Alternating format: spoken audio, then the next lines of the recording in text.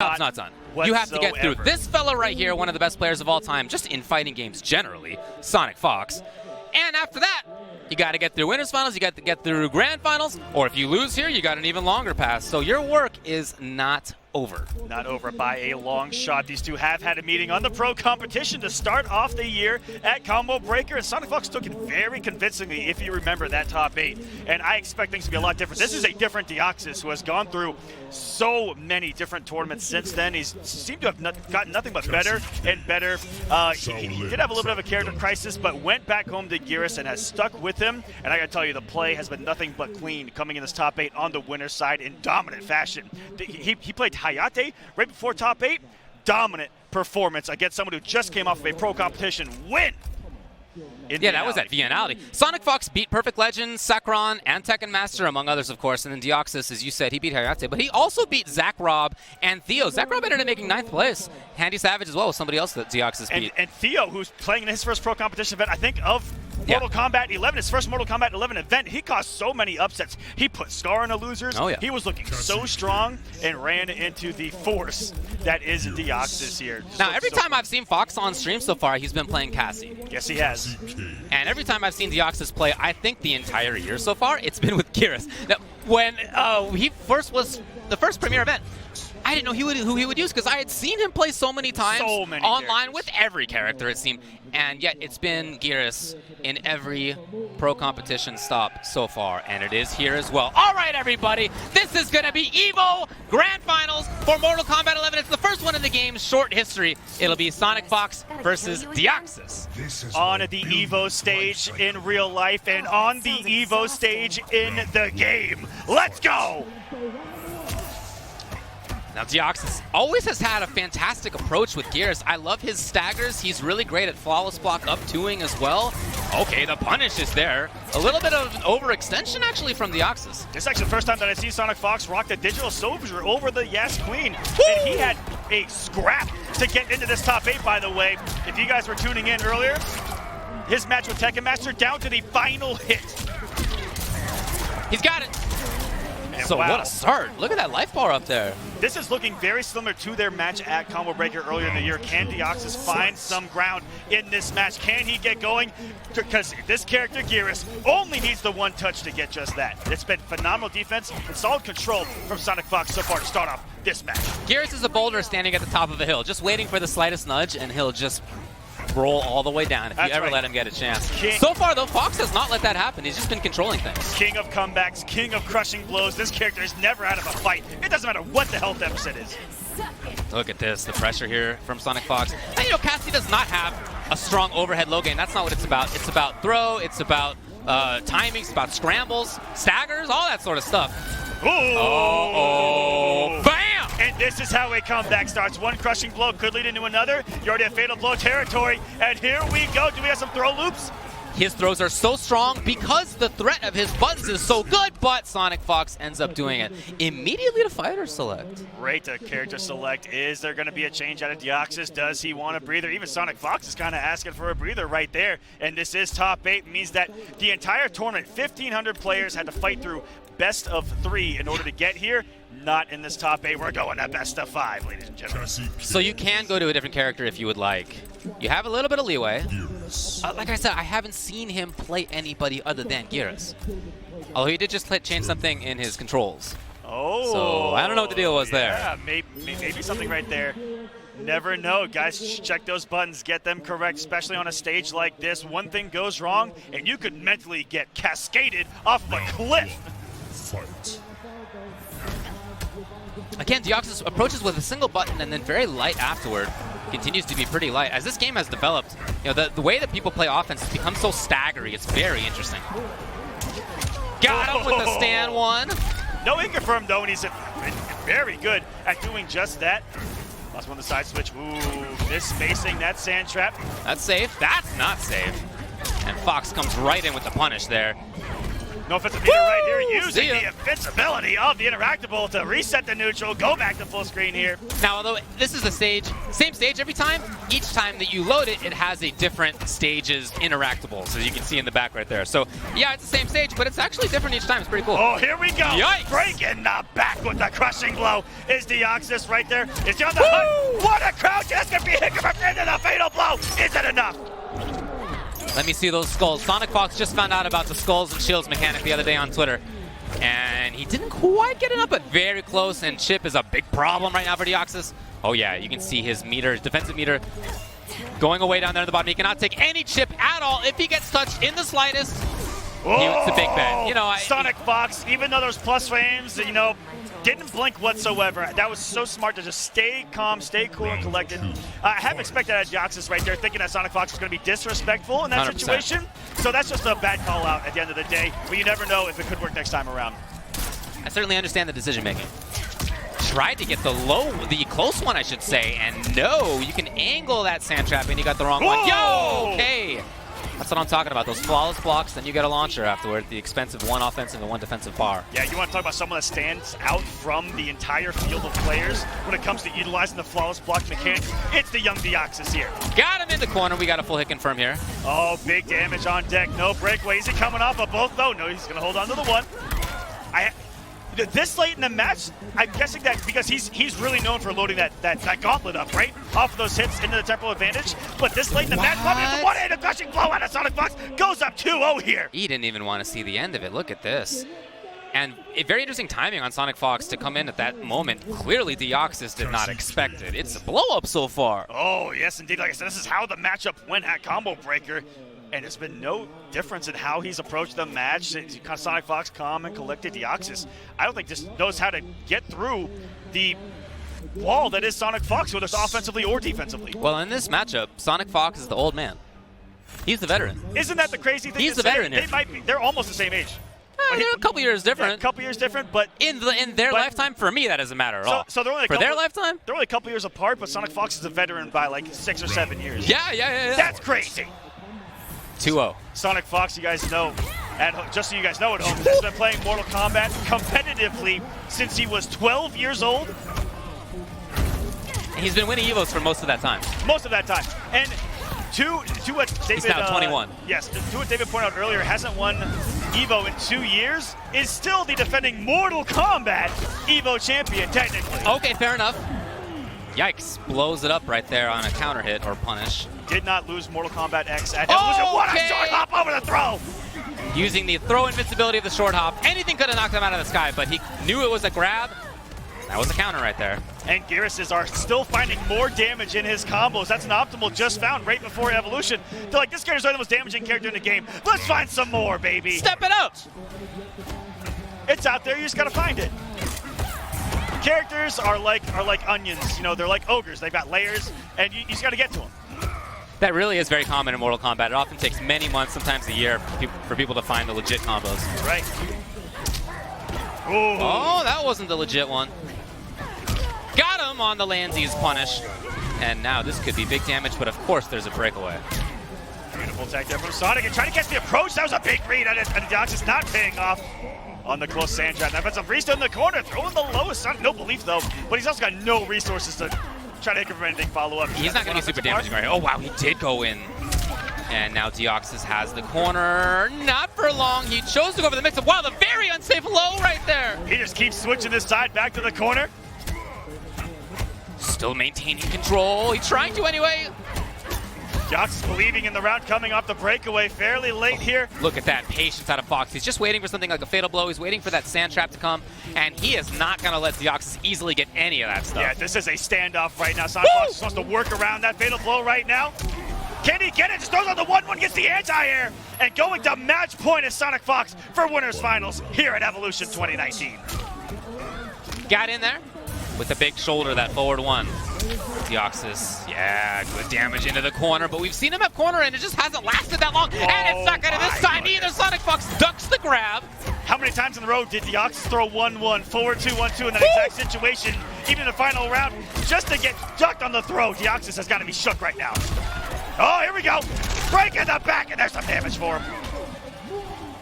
Not quite at favorable territory. The chip did it though, Sonicfox. Uh-oh. No breakaway. Can he do it? Drops the combo. The corner always messes with their combos here. Has the health in his Deoxys. Didn't believe it. If he, oh my God, the down to the uppercut.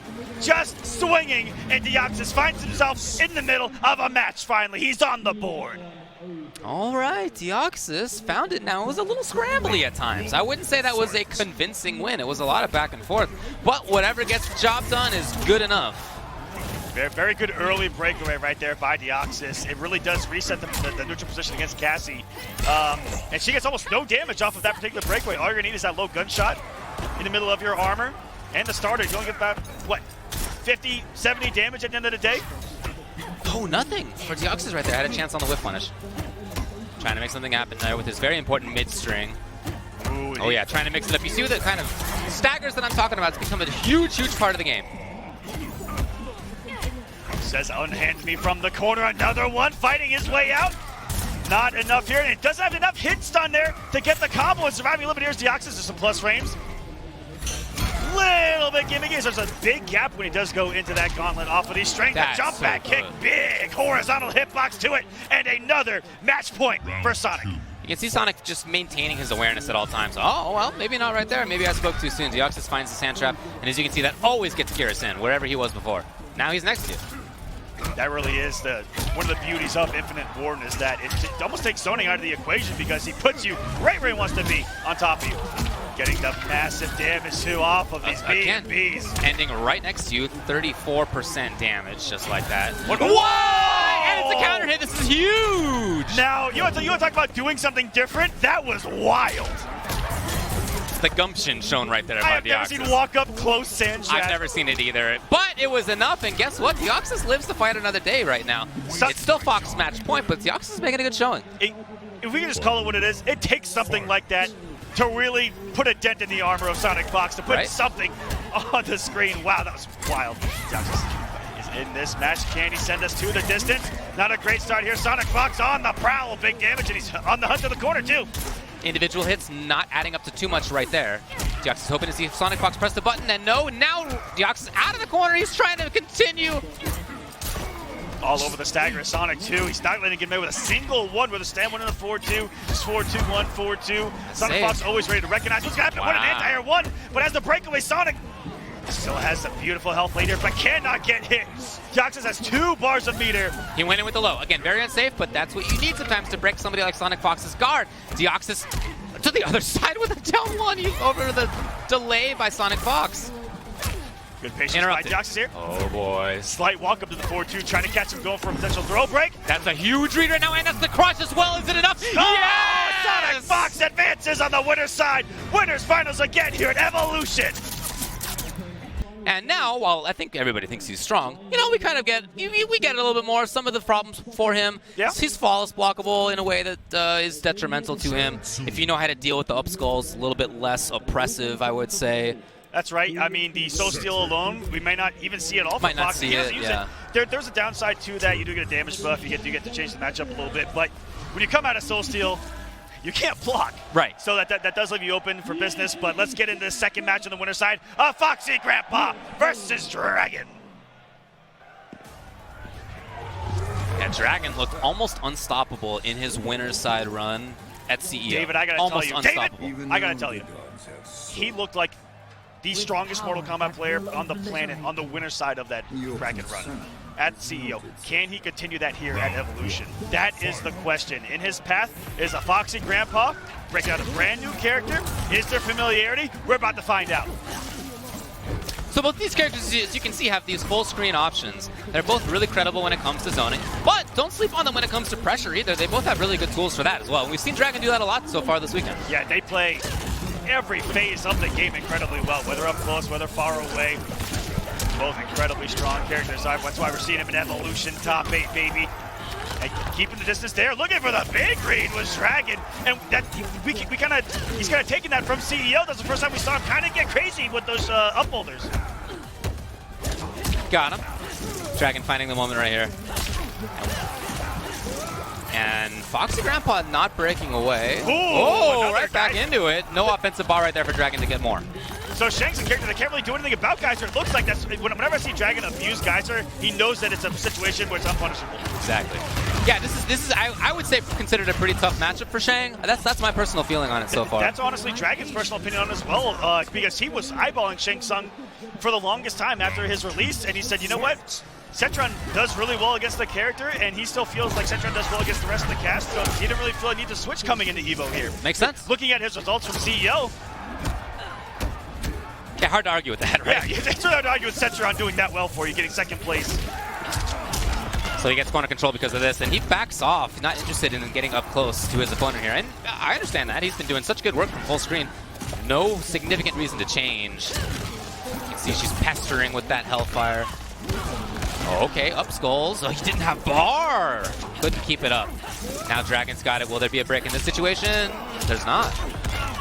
Yeah, there's not much damage left on the table, really, in Cetrion's combos. Just decide to hold on to that defensive bar, throwing the 1-1 really quick, high mid coming at you. Oh boy, they stared at each other.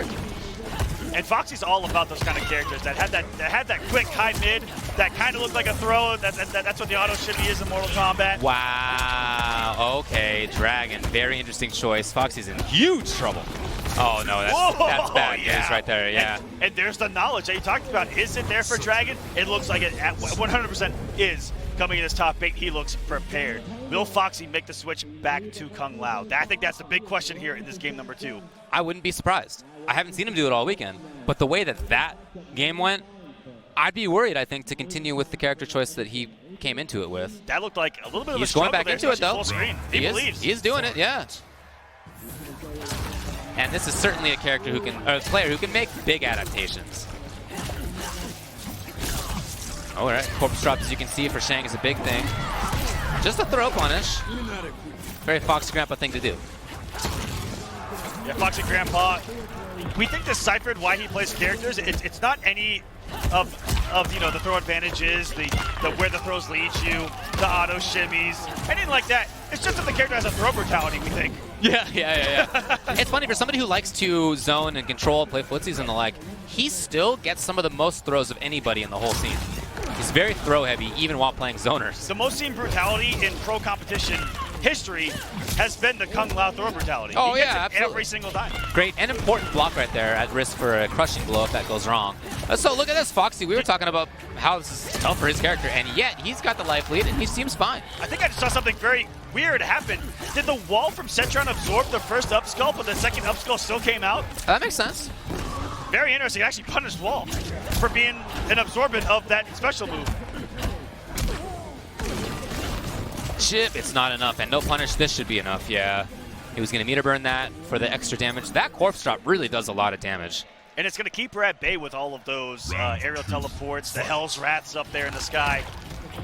Smart jump over right there. You see FoxyGrampa not overcommitting. This thing's at the full screen area. Ooh, now Dragon is ready. Just as I talked up Foxy not overcommitting. Out of it.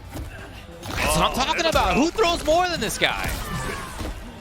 And what he likes about Shang, off of the throw, unlike Kung Lao, so Kung Lao's throw puts you right next to him, right? Then he can push that same guessing situation. With Shang, he likes that. It puts you full screen and likes to implement the zoning game. Totally, yeah. And he's definitely taking control of that. Wow, teleport directly into Geyser right there. An unusual move, but it worked out for Dragon. That's Dragon feeling the pressure right there. That's the Cetrion like panic right there. Is the bar teleport into the Geyser. Gotta love it. But it kind of punishes people's reaction to the teleport. Anything that Dragon takes right now is death. But Foxy knows that. Anything on Wake up! Oh, wait, we've seen crazier things at 1%. We have. All these throws. Oh my God! Wow. Wake up! Block into up skulls just like that. All right, Foxy, let's go. It's 1-1. Gotta respect the belief there not to make the switch after that first game. The belief there for Foxy paying off. 1-1. No blowouts here on the winner's side. And I don't think we expect any less. No. Yeah, these are amazing players. Scene is so strong nowadays. Round 1, fight. So Foxy did great in that one, and he really did it by controlling the stage, which is what, okay, so when up skulls happen, the second skull always comes out at the same time. And that means that you should be able to flawless block it. You can do it, and so you should do it. And of course, many characters, when they do flawless block, they'll get punished, as we just saw her do it. Yeah, very, very good implementation of anti-Shang Tsung tech. The knowledge needed. Knowledge is power in fighting games, ladies and gentlemen. Woo, boy. It's partying out here, Dragon. The restand and the throw. Good tech from Foxy. I was talking about how these characters can both also pressure, not just zone. And it may be that Dragon felt the zoning wasn't good enough in the last game, so he's going in for more pressure here. Yeah, he spent most of that match working his way in and dealing with the zoning of Shang Tsung. Beautifully to teleport that situation, by the way. Okay. Gets the side switch. Is this enough? And there we go, Dragon. Making the adjustments early. And we kind of saw that also in his previous tournaments where he has that switch that he can flip to go from more defensive zoning oriented to offense immediately. That punished, okay. That's a lot of damage. That's a lot of damage. Okay, let me stop. 147 for just a projectile is massive. Right, yeah. 11. It's like landing a throw. Foxy kind of on the approach. You know, he's playing this interesting game of threatening to run in, which is something that the Shang can do for sure, or stand back and zoning. But there's this little middle ground right there where he's constantly threatening, and Dragon doesn't seem like he's sure what to do about it. Dragon, ooh, that's flawless block right there. Not gonna come up that breakaway. I think just wants to save a potential final round. You see two different sides of a coin in that situation. Some have that belief in like breakaway, but if it doesn't pay off, you leave yourself vulnerable in the final round. Oh, patience right there for Foxy. Didn't want to do anything. Well, I see a lot of the mind games. Dragon here's a chance. No, there's a punish. Wait a minute. Jump kick, fatal blow. Could be enough. Didn't believe. Yeah, I'm surprised. I'm shocked he did not do that fatal blow right there. But you know what? Just regain the health lead all of a sudden. Oh, did he actually duck it? What? And Foxy may have just missed a flawless block. Who knows? Didn't have any defensive bar. He really had to hold in that situation. Wow. The comeback from Dragon. And in two scenarios, didn't come off of a breakaway, ate a lot of damage to put himself in that hole, and then didn't come off the fatal blow. He did not believe in winning that round, I think, the entire time. Right, yeah, he just won it naturally. It just happened despite his best efforts. If that's not a champion, I don't know what is. Right, yeah, you're just going to win even on accident. Yeah, sick. He's like, I don't need these. yeah, he's I don't need so these tools that they give me, okay? Oh, look at this. You know, we saw how often Foxy didn't press buttons in those situations because he didn't want to take this risk right here. Yeah. What's so cool about Cetrion is she's got amazing. Oh! Misspacing the guys there. She's got such great dashes, backward and forward, and has great staggers off the stand one, off just forward two, because you're always respecting something, and she's got this great kind of in and out presence that you see there. Got it. Dragon now full away, but he does need to make a little bit of a comeback here. He blocks low just in case. There was no offensive bar, though, on Foxy's side. Oh, yeah, that boulder. Yeah, it's definitely in Cetrion's favor. That boulder does not play around. See what I'm talking about? So if you block that, then Shang has an advantage, but you can't just duck it as well. Can. So many people, though, it's universally mids that, or overheads in NRS games. So just his is so unique, and the throw's going to take it for Foxy up around here, trying to send us to a game 5. Are you kidding me? Yeah, so that approach for Shang Tsung is a high, that's plus, or you can just do an overhead, which means that would blow up somebody trying to just duck. And it is so cool that they have similar animations. They look similar too, It really is a mix-up coming in down as Shang. All right, there we go. There's the forward four once again and getting ducked. Oh, sorry, not ducked by Dragon. We have seen him do it one time before. He's broken away in that same situation multiple times, and Foxy's really utilizing that forward four to close the gap. And we haven't seen it a whole lot the first couple games. That's been a mid-set adjustment by him. That's right. It's paying off. Dragon trying to find these moments here. Again, even Chip right now is nice for FoxyGrampa. Doesn't have idea. Oh, okay, here she is. That's one of the strengths for this character, that mobility. It's part of why it's hard to just zone her out. Oh, I think he wanted to get the whip punish right there. Whoa! Are you kidding? And it traded! Oh no, he dropped the geyser! What do I just go to fatal blow? Probably too slow to stop, but he's gonna get it there! Match point, Dragon! A couple of times we've seen him take rounds that seems like he probably shouldn't have taken. So shout outs to Dragon for being able to find the victory regardless. And as you said, it is match point for him to face Sonicfox in winners finals. What composure! We so saw far. that. It would be a run back. We'll talk about it later though if it happens. Oh, indeedy. Block on the body drop. Look at that. As I said, nobody gets more grabs, especially in a zoning situation, than this guy right here. Ooh, out of the port. stopping that teleport read. That's really paid off for Dragon. He's got a lot of clutch punishes with that teleport. Didn't expect the pillar. And now it's in FoxyGrampa. Okay, the duck. It's the punish. Yes, crushing blow. There's the breakaway Dragon. Knocking on winner's finals door right now. Foxy needs something big. He confirms it. Of course, breakaway comes. Right back into its Dragon. It's not enough. It's not enough. Fatal blows on deck for FoxyGrampa. If he finds the right moment. The duck into the down two. That's what we were talking about. That's what we were talking about. That's a high. You can duck it. You take a risk in doing so. But Dragon knew it was coming. Oh, sending the claws. You cannot escape. Long death. Wrong game, but awesome line. Sonicfox is already in winners finals. And now that sets up so Dragon versus Kombat NRS games for what, 3-4 years now? Probably, I think about 4 years. I don't know if he came out of the first year of MKX or was the second year where they really made a name for himself. I believe it was around the end of 2015 was when we were like, who's this player from Canada who's bodying everyone with lightsaber? Right, yeah.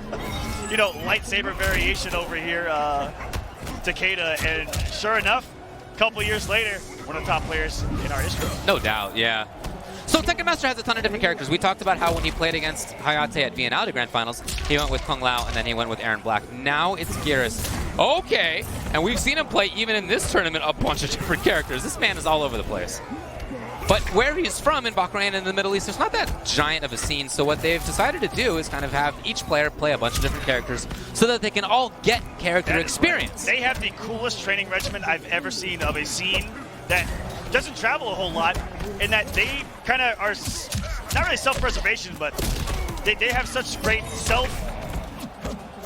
training, I guess, is the word, where it really he tells people, hey, can you play these characters?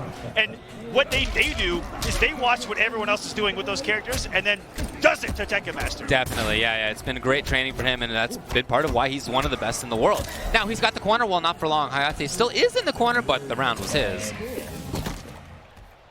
So you can see TekkenMaster really trying to chase. That poor bird. Oh, dude, there's so many birds. Look at the dude in the background's pissed. You just killed his cousin or something. Oh, there we go. TekkenMaster using one of his many characters coming into Evolution. This is a guy that also plays everyone in the game at the highest possible level. And he took it to Sonicfox right before Top 8. I hope that everyone got to see that match because he was a hit away from being on the winner's side here. He's a major threat this weekend, no doubt. Wow, okay, you don't usually see that. Now it's Hayatei's turn. What a flawless buck, but not into anything. It's okay, though. TekkenMaster still has the pressure. So you can see Geras' grabs always leave him right next to the opponent. Okay, not actually a combo, but it was right about it. There's a double down forward into that sand trap. Really went out there. Whoa. Hayatei trying to pull up the gap there. Interesting. Yeah, I mean, this is not true pressure. It is definitely escapable stuff. And yet, TekkenMaster's been right each time. So now, just like in the last time, it's the round taken, but TekkenMaster's in the corner having won the round, so Hayatei's got a chance to pressure. What I've noticed about Infinite Warrens that do utilize that gauntlet an awful lot, they're going to keep doing it until you stop it. It is plus on block, and it creates really cool situations for pressure, where forward four is really incredibly hard to stop, little things like that. But if you don't blow it up, they're just going to keep doing it to you. Sure, yeah, that makes sense. And what if fighting game 101, man. A little bit of a stagger into the grab here for TekkenMaster. He's pressuring yet again. Hayatei, there it is! Yes! For those of you at home, one of the most unique flawless blockable situations to exist in the game. You can only flawless block 1-1 after a jump in. Yeah. And you know he knows that. Whoa! Okay. This guy's playing Geras out here. By the way, TekkenMaster took some damage while he was standing in that goop. But, oh, it's not enough that he wasn't tech. But those down ones, we're going to stop those approaches, David, okay? He was not getting button pressed on in that bottle. Hayatei still remaining safe.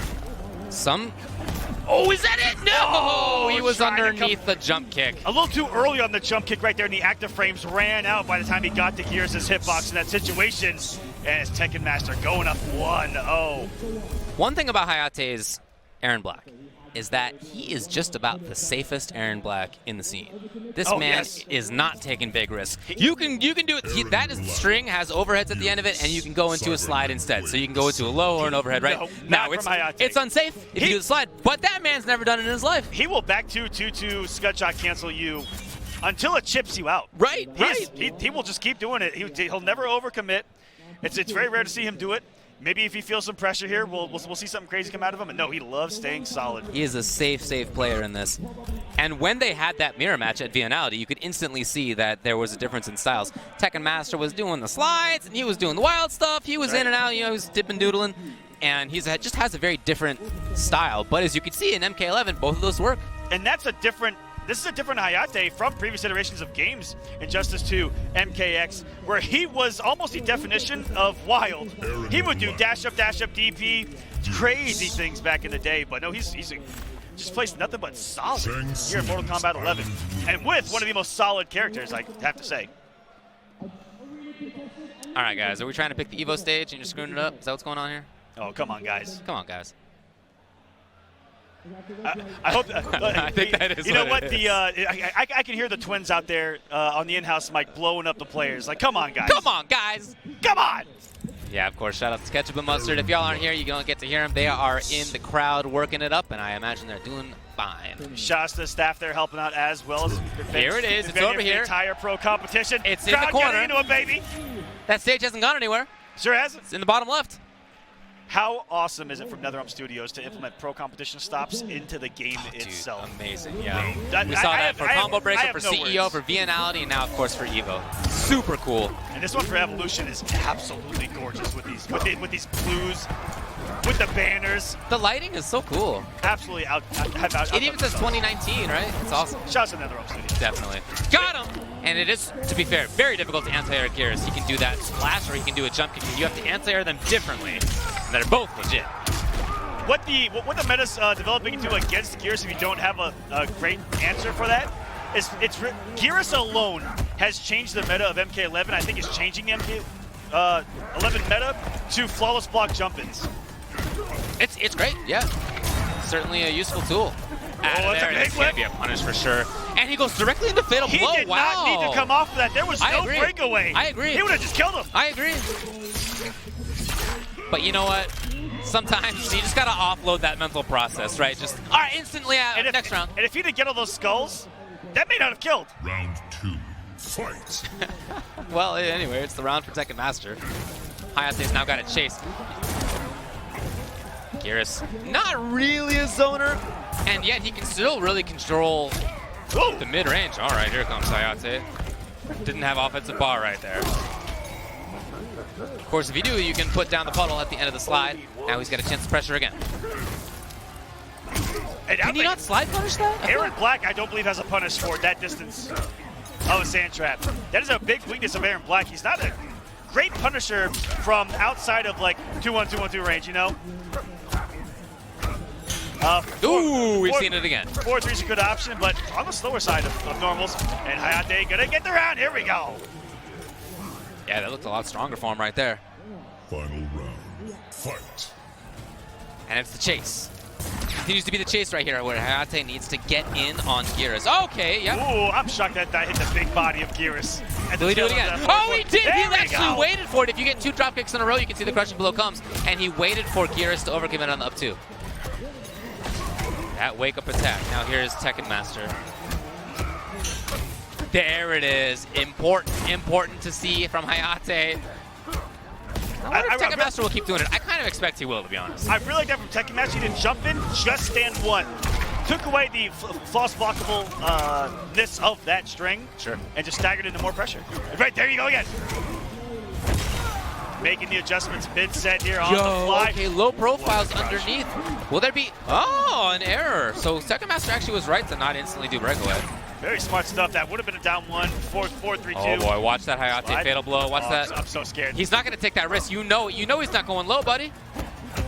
Watch, he does it. Oh, okay, interrupts it again. And he got the grab. Hayatei got him. That was such an adjustment mid-set in one moment that TekkenMaster was like, he hasn't blown this up one time. Surely for a match here, he's not going to do it. And that was so clutch from Hayatei to blow it up when it mattered most, and he hadn't done it in 2 matches or 2 rounds. Yeah, now that I think we've only seen it twice so far, but it's been both at the end of that round, and because of that, I hope TekkenMaster will start switching things up in his pressure here. We'll see though. Ooh. Not coming out the crushing blow early. Yep, got him on the grab. Escape fail doesn't really matter versus Geras, but it's okay. And opponent! Oh, the knee! It's okay, he'll get up. He'll get up. Yeah, he's fine. Look at it spinning the right way. You can see it right there. Who's he, Wolverine? What? Yeah, that's right, yeah. I mean, he has lived for a long time if you look at the That's actually true, yeah. He's got to be drinking something down there in Texas. Ooh! Got him again. Hammer time out of TekkenMaster. Oh, And once boy. again. Maybe chill on it now. Oh, well, look, regardless, he takes the round. So you might want to quibble about that part of his game, but other than that, I love how he's controlled with Sand Trap. He's pressured really well. He has changed up how he's pressuring as well. Staggers have been great. Almost everything that Hayatei's blown up, he's made an adjustment for already. Sure. Which is crazy. You know, the flawless blocks on the jump-ins. He's staggering differently. Just in that exact situation, he's been changing things up with just stay. Whoa! Yo, Whoa, okay. profile! Geras is up too. Are you kidding me? Okay. That's what we were talking about. When you get a flawless block, you can then go into a juggle at the cost of 1 offensive and 1 defensive bar. And for Geras, it's one of the absolute best. It's so fast, it's so far, he gets a great juggle out of it. Those of you watching at home, a flawless block is when you hit your block button within a 3-frame window of blocking a normal or special move. That's just defend. Got him. No. Very tight, but very rewarding. Maybe a chance now here for Hayatei. Can he get a sand trap underneath this? No, doesn't bother. Oh boy, you can tell Hayatei's scheming. No, it's TekkenMaster who got there first. Man, Geras' forward advancing mids are impressive to say the least. Now he's mixing. Oh boy, he is absolutely mixing it up. Taking the actual risk, but at the less damaging reward off that 1-1 mix-up. It's something that Hayatei just doesn't want to eat the fatal. Oh my goodness! Yeah, that makes sense, yeah. Just make sure in that situation. Now, this is kind of a loss because it means that that threat of that fatal blow, which is full screen and very fast, it's not going to be there in this final round. That's only something you get once per game. It hasn't really come into play yet in this entire set. So I was going to say, yeah, I think that he's perfectly fine with that. Versus Geras, his projectile is not something that you can just get through, right? Many other characters just throwing fireballs normally. He doesn't do that. It's a little bit different. Will we see it again? No. How did that Texan Spurs taste right to the mouth? That 4-4 is mean. Take another throw. And how many times to get it down for a center? Because, like we talked about, we don't know if Erron Black can punish that. Got him! Oh, gotta see a breakaway, you would think. Yes. TekkenMaster, who plays this character, might know those kind of things. Again, the interruption comes. And each time that interruption comes, that doesn't do a lot of damage by itself, but that means it's then Erron Black's turn again. And so smart. Believe it or not. That's going to do it. No breakaway. TekkenMaster 2-1 now. To try to advance here in Evolution Top 8. But one thing he did right there that separates a lot of Geras players is that he only hit with the 4-2 on an anti-air and did not commit past the 1. Geras is so punishable if you whiff forward 2-1-2. And these top Gerases are able to whiff confirm the 1 in 4-2-1-2. Actually whiffing and then stop it immediately before being incredibly punishable. There was a down 4 coming out, and yet the gauntlet got there first. Ooh, punish it, yeah, nice. And Hayatei has had punishable situations with that 2-1-2-1-2 that he hasn't come up the crushing blow early in his matches. But we haven't seen it in the post matches or later matches. No, it just hasn't come up, right? Yeah. The thing is that a lot of the risks that TekkenMaster has taken that could be punishable in that way have actually just hit rather than being blocked in the first place. Wow! Flawless blocking to the up 3, not even the up 2. That's an adjustment from TekkenMaster again! He said, you're not going to low profile this mid. Right. Surely. Right. It's done. The slam, and welcome to the jam. Match point for TekkenMaster. Yeah, he looks great. His adaptations have been on point, as you said. And keep in mind, again, it's a run back from Grand Finals of Viennale where Hayatei won. So TekkenMaster comes in with a different character, a different game plan. He makes the adjustments on the fly, and he's doing great. Now we need to see those adjustments from Hayatei. Right back. He's got to get back. Are you serious? He punched the boot? He punched the boot? Here at EVO 2019, I have seen 3 players now.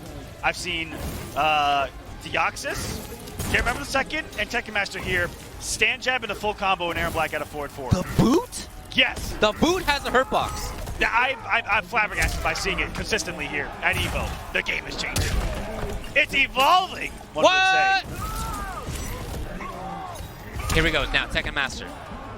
And into... He finally went with the string here. So Hayatei was trying to get under something else, and TekkenMaster went right back to Yomi level 1. Or reading just the stand 1 stagger and then pressing buttons.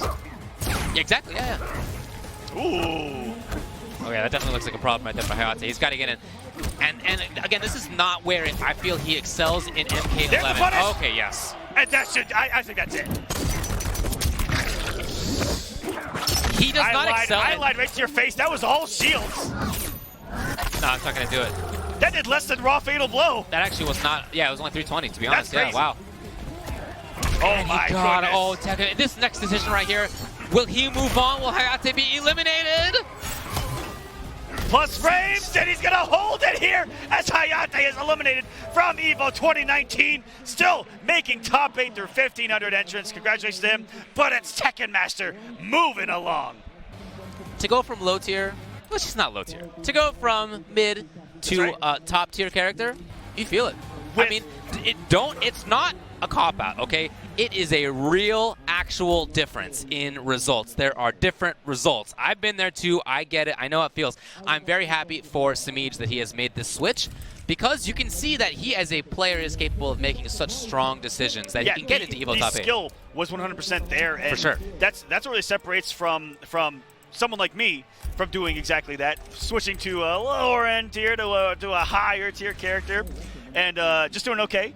Whereas Semiij, the skill is there to be in this position with a top tier character. You know, he's just built for it. He's shown over the past few years, past few games, that he is one of the best players in the world. Now for Tweedy, I'm looking for Jacqui here. We've seen Baraka from him as well. We've seen Geras over the times.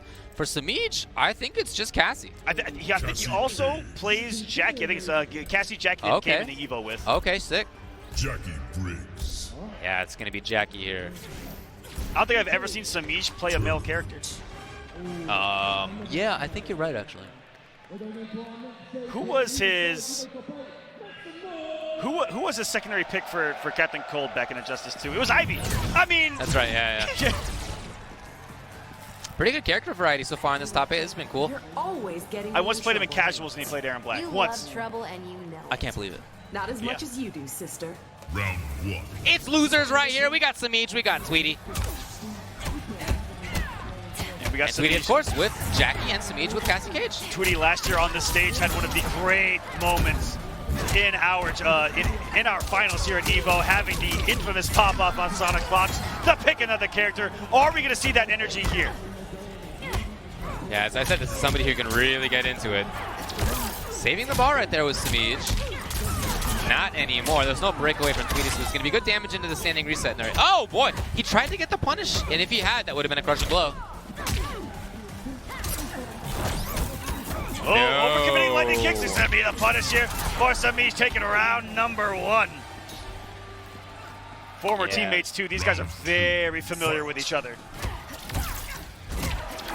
Got him again. Okay. What's really cool about these two also, David, is that they came in at the exact same time into our scene.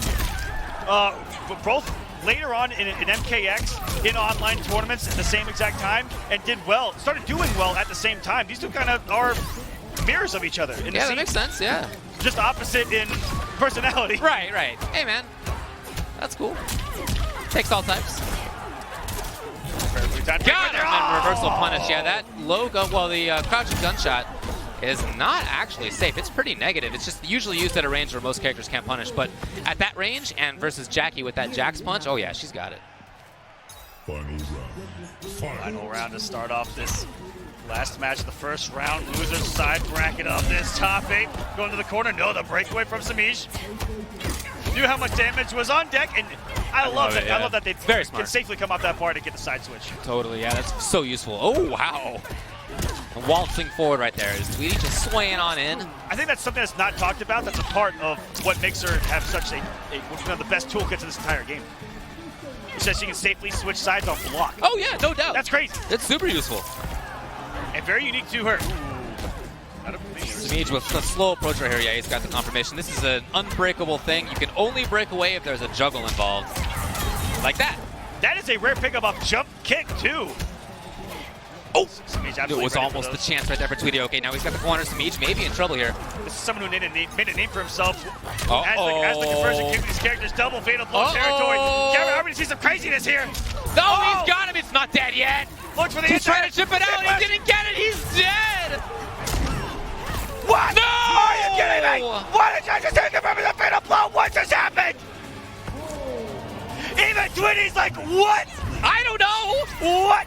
I don't know either. Thank you for that gift. That's what he's saying right now. What happened? Even Semiij is like, I don't even know. All right. So Semiij, fine, it happened. Something happened. I don't even know. Oh. I was watching it, and I don't know. He did not need to do the low shot. That and the fatal blow would have killed. Semiij needs to just forget about it. Easier said than done, but you got to go into this next game here just not even thinking about how weird the last game ended. You can't. I mean, really, you're going to psych yourself out if you're thinking about Short-term that. memory. Short-term memory. You got to think about the other parts of it, the mix-ups involved. So, okay, he didn't... Is he going to stick with Jacqui here? Yes, it'll be Jacqui Mirror right now. So he didn't like how it went. It didn't seem like those... I mean, he won the match. He had the win Honestly, right there. that was his game. So the switch here is not necessary, but if he feels comfortable as well, then that's fine. We'll see how it goes. What a heartbreaker that's got to be. But you got to have the mental fortitude to turn things around here. Both these players definitely capable of having that mental fortitude, that strength here to just forget about it and play MK11. Tweedy starting it off with a bang right here. Okay, yeah. Semiij. And saving the breakaway. A little surprised about that by Tweedy, but he's now got some wake up. No, he doesn't bring it out. Ooh, what an anti-air for Semiij right there. There's the breakaway. Now he has back to the ropes here. A little taste of his own medicine in this matchup. The hit confirm comes, and of course Semiij is right out of there. Got it. Yes, this is surely confirmed. And this is probably the round. There it is. It's going to be. Into the back throw, and he's got 2 out so far, which means that crushing blow may be coming off that elbow. Yeah, she has to get both of the finishers for that clinch so that she can get a crushing blow afterward. We may see it. There's no breakaway. Will he bring it out right here? No, not yet. Okay. I can't remember if he did a knee or was if it was. Oh, you know, you may if it was be right. I think we're thinking of Semiij on that one. You may be right, yeah. But now I'm gonna safely bet that he's got that crushing blow loaded.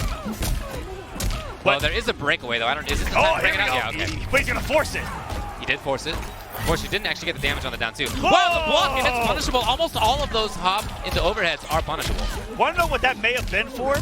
Is that, you know, it's plus, maybe he thought that Semiij was going to swing with a down one or something and blow it up with the overhead.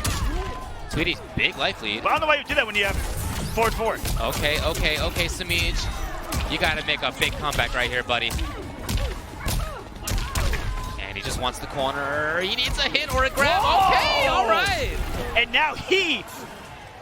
You're nothing. Did he do the backflip right there? No, that was the forward one. He doesn't have a crushing blow loaded. I don't think but so. Hold on to his fatal blow. I almost thought fatal blow was coming out right there. And wait a minute, how the tides have turned. And he is not giving up the position. No, and we talk about the difference in Jacqui players that will load the crushing blow or just continue to keep the position in the corner. Uh-oh. Breakaway. No, okay. Will he do wake up then?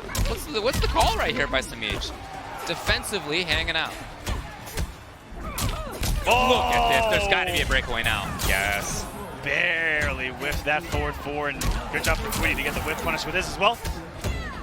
Safe on that string, but that does mean it's the other person's turn. Wow, they're scrambling right now. And he took a huge bet but got punished. Semiij had a chance.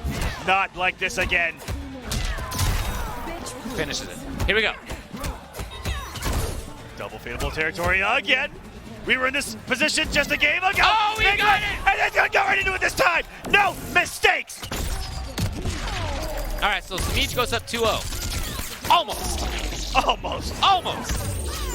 But at least for this game, he didn't mess up the fatal blow ending.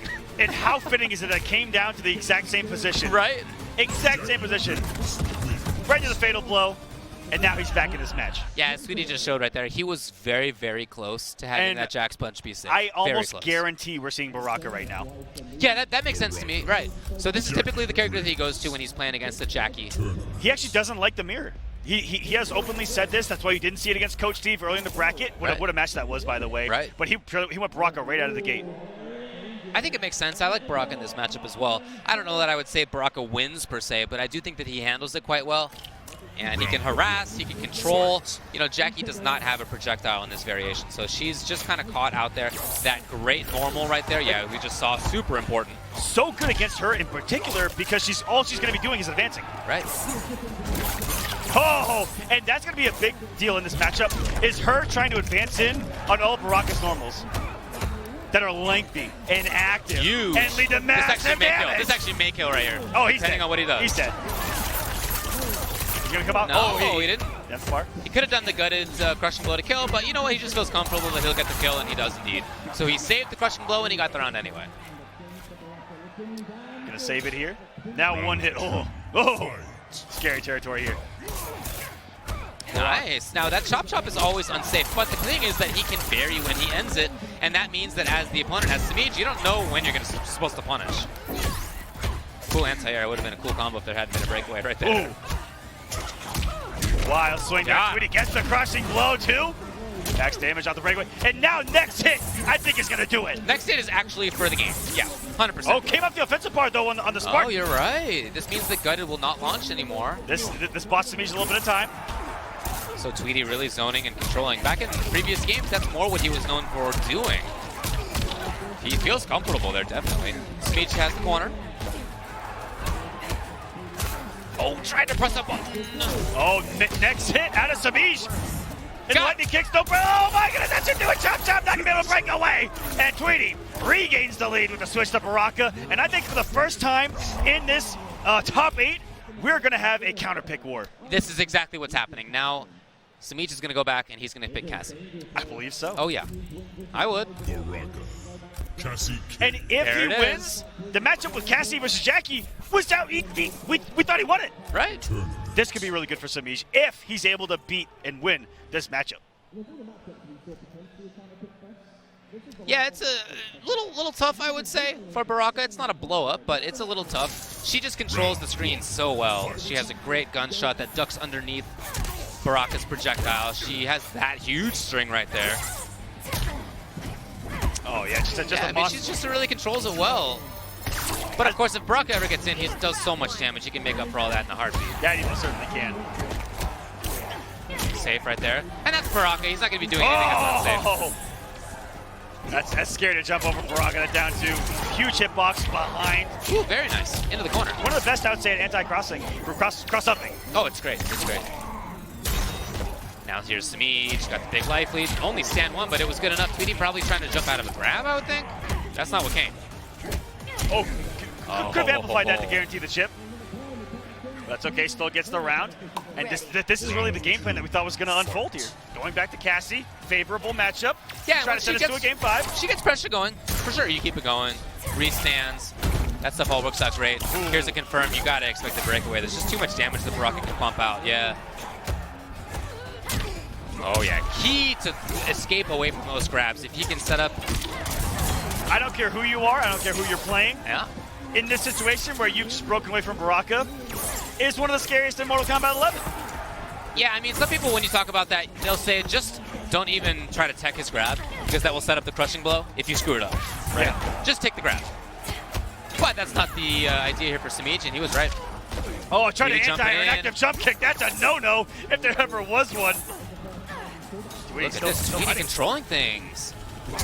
And he comes in, waltzes right in with the forward four, that big ol' knee popping out of nowhere. I think Semiij had a similar idea, was just later on the trigger, and that active forward four was already there. And it's got a fast startup for how far it goes. Semiij got grabbed. Now, will he pressure here? Is he just going to control the stage? He does try to pressure. Oh, nice. Interrupting what looked like the start of a blade spark. Look like he was going and things to go for the chop with the blades. Trying to stagger here as Semiij just presses a button out of it. He was right at the timing. Tweedy needs to approach. That's the thing. I mean, Baraka's got a great neutral game, but this is one matchup where it doesn't work out quite as well. Oh, No! just outside of the range. Are you kidding me? Look at the patience. Oh, boy, Semiij just blocking, holding that block button for dear life right now. He's taping his hands to it whenever Baraka gets close. Oh! And that's going to be that game. So this is what we thought would happen. Yep. And now it's on Tweedy. What's his counter pick here again? I think we fully expected to go back to Jacqui. Makes sense to me too. But as you said, Semiij basically won the first game. Yeah. He screwed up the combo. Yes, but right. in terms of the strategic choices, he did it. He had it won. It's all the way back around to the very start here in the counter pick war. Oh, and here we go, the dab. You love to see it in the middle of a set that's going to a final game. They know the moment that they're in, putting on a phenomenal show for us here in Mortal Kombat 11. The crowd is making some noise for our first Game 5 of this Top 8. World Championships at Evolution 2019, Mortal Kombat 11, the pro competition, everything is on the line. And again, it's loser side, so one of these folks is out of here. The winner will play against Deoxys in the next round. And here's Tweedy now trying to pressure the jump out. Safety. Oh, punish. That's interesting that she can punish. So quick start for Tweedy right here, just slowly inching Semiij to the corner, but the neutral jump, how many neutral jump reads have we seen from Semiij pay off here? Reversal of the position and everything, and getting us near on health. Okay, Ducks. Breakaway, yeah, he wants to try to preserve this life bar right here. He'd love to take the round. The grab comes. It's not quite enough, but there's no defensive bar. That's just going to kill right there. You can avoid death if you have defensive bars, but if you don't, or if you run through them after chip avoided, then you're just going to die through chip anyway. Match point now for Tweedy here. You talked about it. This is loser side. Someone is going home. And what a pickup. Big damage by Tweedy. This switch looking really good right now. And this is similar to how that first match kind of went. It's a mauling right now. Oh, underneath. And down to Semiij has got to start it off here. Jump kick. And again, Tweedy's ready with the buttons. It feels like he's guessing right almost every time in pressure and in defense. Yeah. Tweedy, I think, is throwing out those down threes, looking for the advancement of the Cassie cage, too, on some of these normals. Just trying to put something out there active to stop it. Generate some pressure himself off some hits done. Nice throw right there. It is a forward one. Boop. Right to the head. Is that the noise that bullets make? They go boop? Yeah. Boop. I mean, she has the laser one. Okay. Oh, Okay. save. No, he got, no, he killed. Oh, I'm worried. And once again, why did he not go into the fatal blow, David? What a mess. History repeats itself in this match, and Tweedy moves on. That's what I'm talking about right there. That's what I want to see. Everybody sitting out there in the front. That's what I would be. So FoxyGrampa and TekkenMaster, they both have made EVO Grand Finals in the I'm about to past. say, you want to know something crazy? Is that the last two Mortal Kombat EVOs, one of these two gentlemen was in Grand Finals. And one of them was about to be eliminated before that spot. That's right. As they have to face each other here in the losers' quarters. Now, for FoxyGrampa, the selection is really between Kung Lao and probably just Shang, to be honest. And for TekkenMaster, we've been talking about this, how many different characters this guy has on tech. I don't know, half a dozen? Honestly, potentially could be any of those. I don't know what we're going to see. What do we got? Cassie. Oh, we haven't seen the Cassie from FoxyGrampa in quite a while. And it's Geras. When the game first came out, he was playing a lot of Cassie. Did I kill you again? This is my billionth life cycle. Wow. Ugh, That's a lot. exhausting. That sounds exhausting. Billion. I highly agree. That sounds terrible to me. I want an end at some point, but not this guy unless he's fallen down forever. We won't talk about that. Y'all should buy the game and play it. There's a cool story mode. When the game first came out, FoxyGrampa was playing Cassie. He didn't yet believe in Kung Lao. He hadn't yet, well, obviously Shang Tsung hadn't come out. So this is a character that he played a lot of, and she's obviously very good. Oh, incredibly strong. One of the first people to really see her for what she was and that the strengths that she had was FoxyGrampa. Oh! The popping noise, it always feels like it happens deep in my ears. There's one answer to Geras' jump-ins. One of the most low-profile things in this game is that Cassie nut kick. Oh. There's another one for the restand. Swinging out in his TekkenMaster. This Geras gameplay has been sensational. This is not a character that I don't think he's going to get away with the down force strand trap that we saw earlier against Hayatei. And back throw going to do it into the drone. What a back throw animation, too. Interesting that TekkenMaster would go with Geras here specifically because I feel like this is on... look, does he lose to anybody really? Maybe a couple characters, but he doesn't get dunked. This is probably one of those. Losing matchups, it's not like it's like, man, you should really come off Geras. Totally, but for TekkenMaster's game plan, it seems surprising to me that he would go with the character that probably is on the losing end of this because he has so many on deck. I don't know. We'll see how it goes, though. He's got some damage right here. He's got some pressure right here. This is what he wants. I'm not too sure if we got to see if it was a blind pick potentially too. That might have been. Throw something different at TekkenMaster in game number 1 and give himself the lead in a potential counter pick war. That's right. Which is what we definitely can't see out of a player like TekkenMaster. Big damage on the temporal advantage, no breakaway. Oh, really? Did go for that out of the corner? Oh, of course, but you end up now. Shout out to Infinite Warden, yeah. Oh!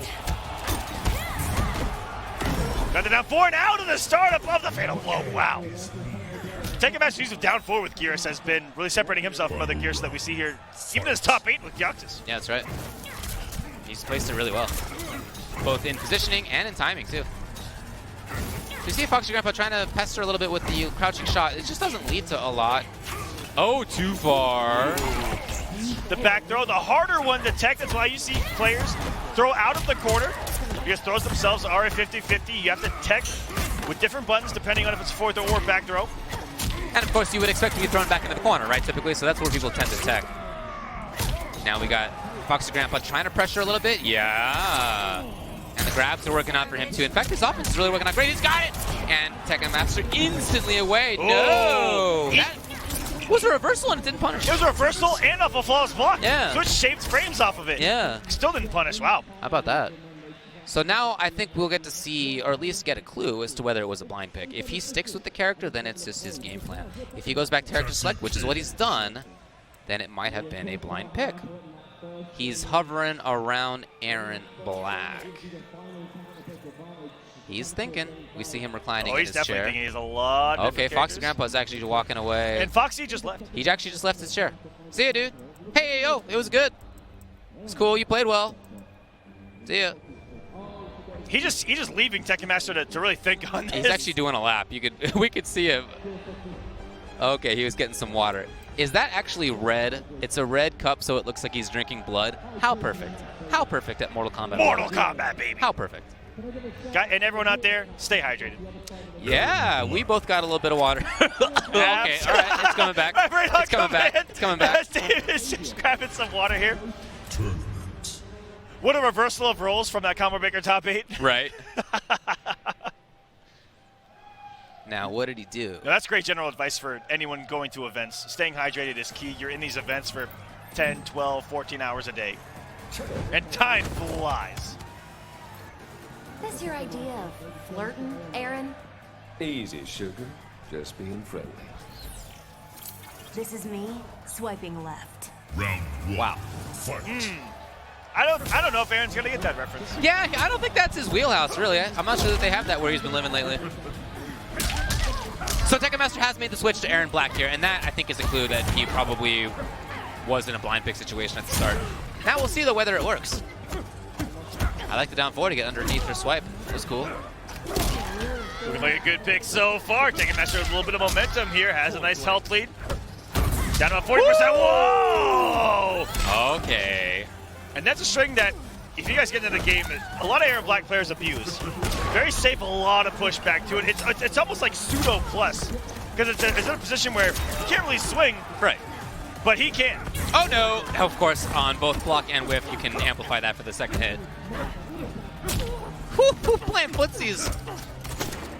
No, I'm not sure that was intended. And the tech comes. FoxyGrampa trying to scramble for it. Now, as I mentioned before, when I was talking about Hayatei, he was very safe. Remember that as Erron Black? TekkenMaster is somebody who's willing to take the risks. He will go for a slide. He will get the wild stuff in there. He didn't need to right there, but he's not afraid to do it. 100%. He's always been rather aggressive, I would say, as TekkenMaster. We actually talked about it a little bit earlier today where that's what we kind of knew him for back in MKX, was this very aggressive player, but a lot different in Injustice 2. Well, even as a couple characters he played, he would do the 50-50s. Brainiac baby all day long. But it's nice Brainiac Atrocitus, he would actually do the stuff. It's nice to see that aggression here. Oh, yeah. And one thing about this game, we've seen some matchups so far already in this top 8 that are slow zoning matchups, and we've seen some matchups where people are going in. There's a lot of variety in this game. And Foxy's got quite a few characters to choose from if he's not feeling this matchup, and it looks like he may not be, if I'm being honest Right with you right back now. into the puddle for a little bit of damage over time there in the acid.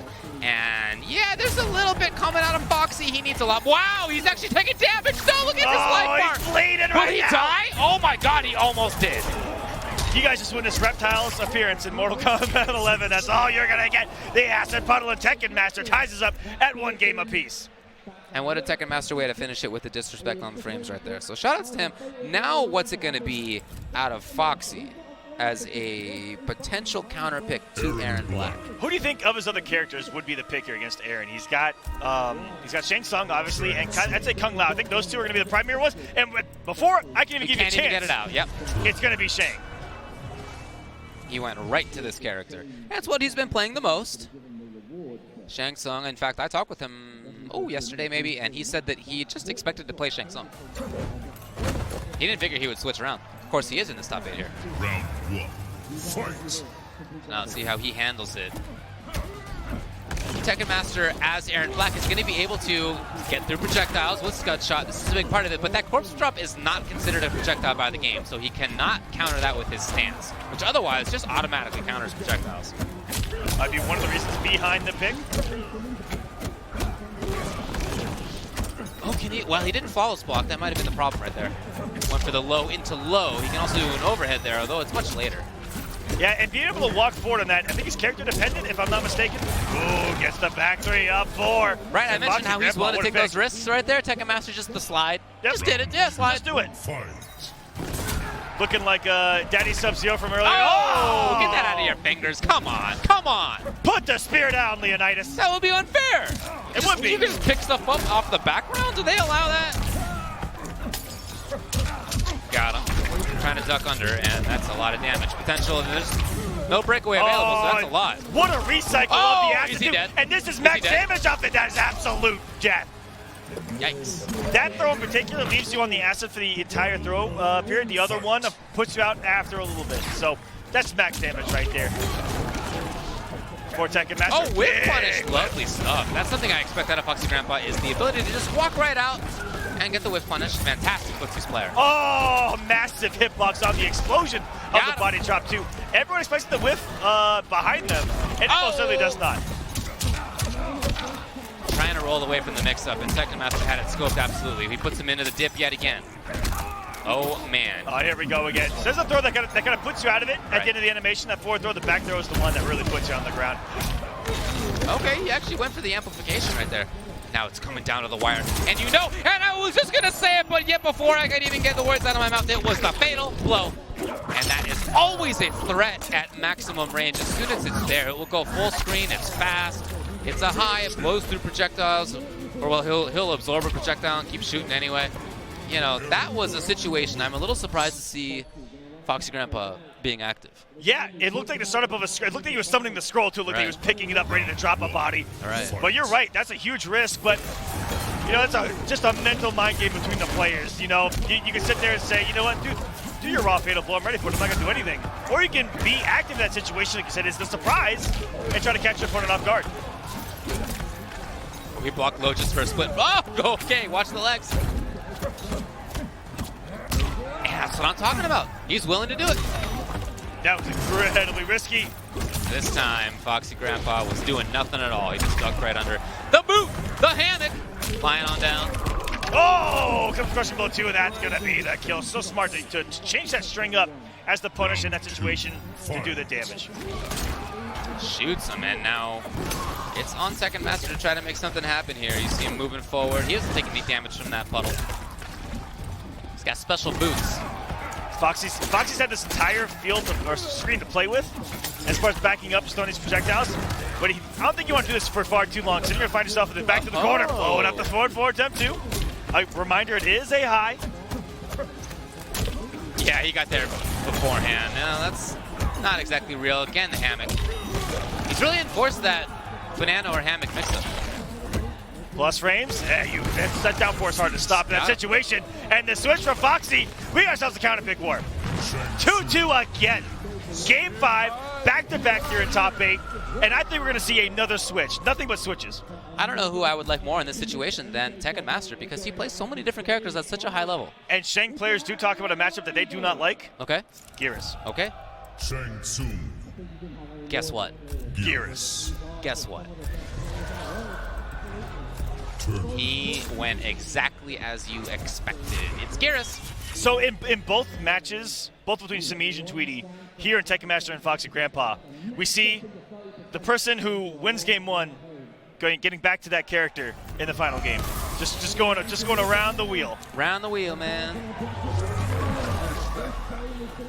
Why reject Kronika's destiny for you? No one controls my fate. The grandest illusion of all.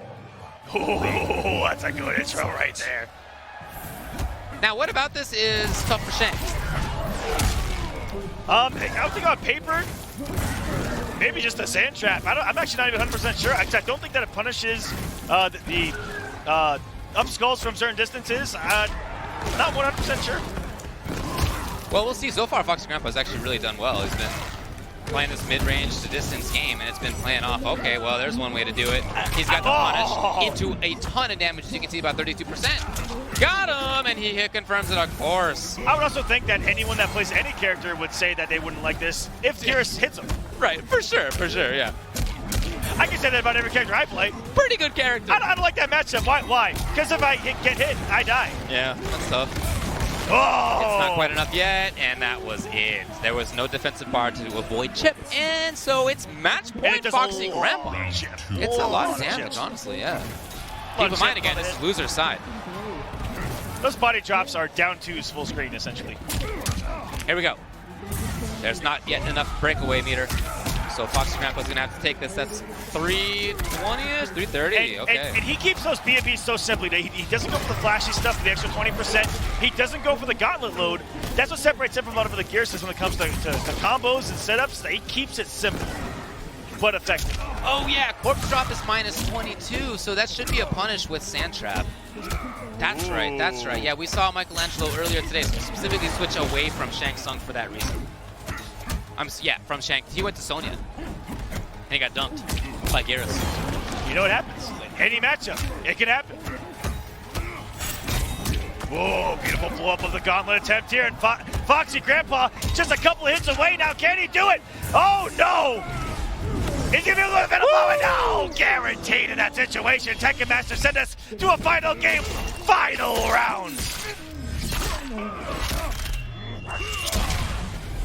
Wow, this is going the distance. This is great to see. Yeah, I love that this switch of characters has been each time. There's been very compelling plays. It's been back and forth a lot. Very cool match. But only one player can move on here to face the winner of Deoxys and Tweedy. Interruption here from TekkenMaster allows him to take his turn. He's coming in. Oh, yeah. Coming in off the grab again. Yes.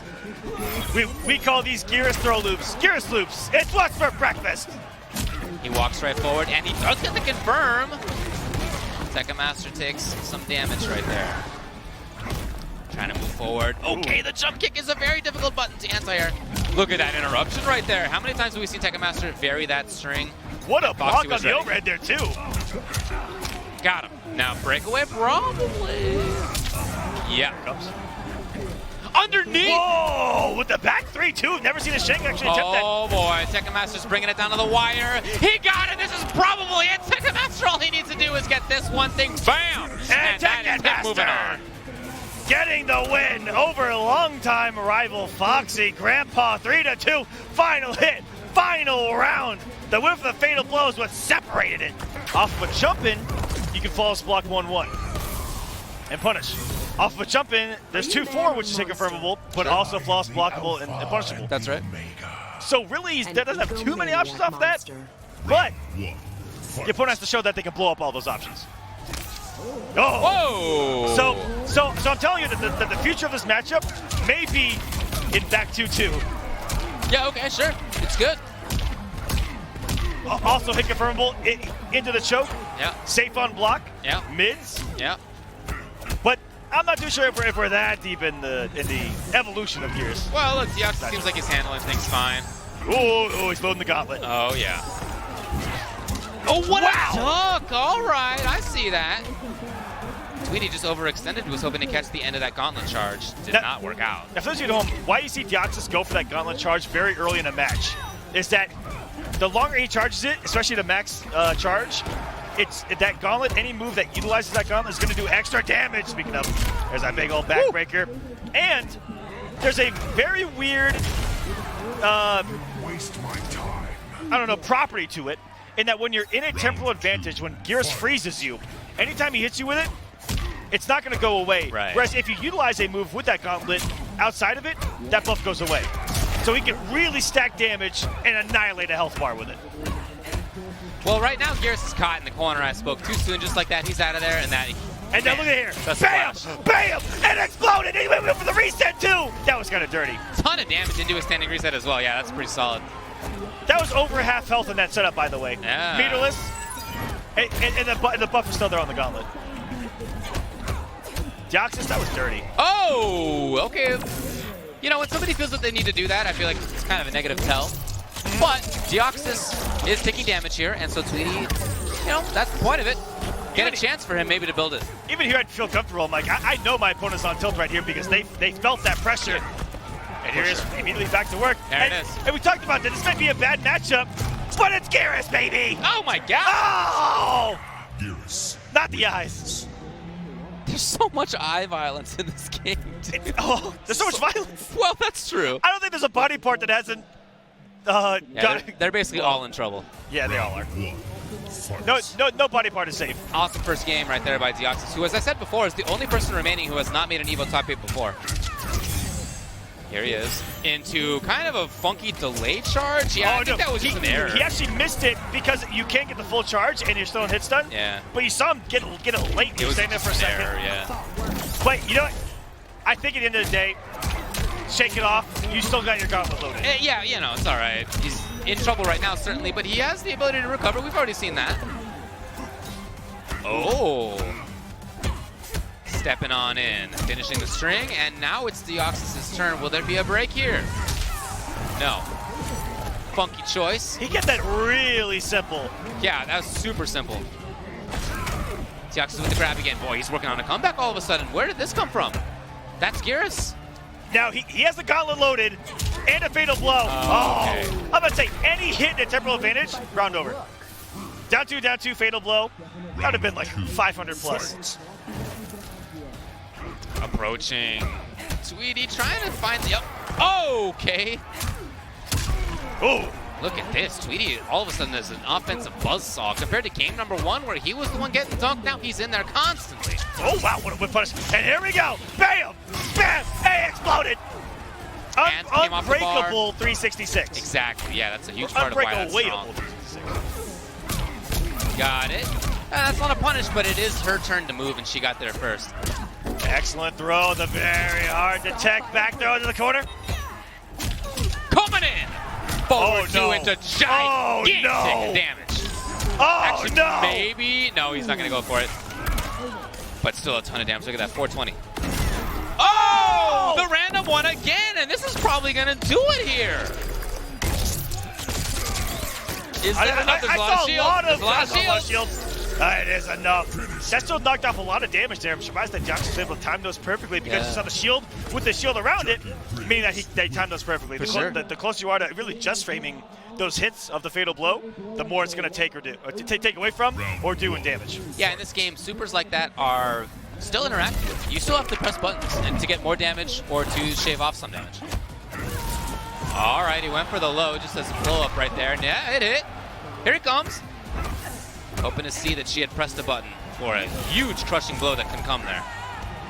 Or some technology of looking for a trade into a full combo. Oh, Right. Yeah, that's right, that's right. Oh, damage break in the back. One of many crushing blows that this character does have. I'm shocked that we haven't seen more, if I'm being honest with you.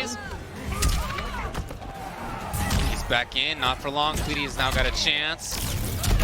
And he can pressure. Yes, he does. It was a counter hit as well. Deoxys trying to do something. Whatever it was did not pay off. Next hit could kill for both players. Look at this. Relentless. Tweedy trying to maintain his turn. He's trying to steal these turns. Wow. Oh, yeah, and he did. And he's right into the fatal blow again. He spent it pretty early. But you know what? should take the round. Yes. Tweedy getting quite a few damage buffs in there too, and look at that. 313 the last time he did Fatal Blow. 376 that time around. Yeah. Round 2. Fight.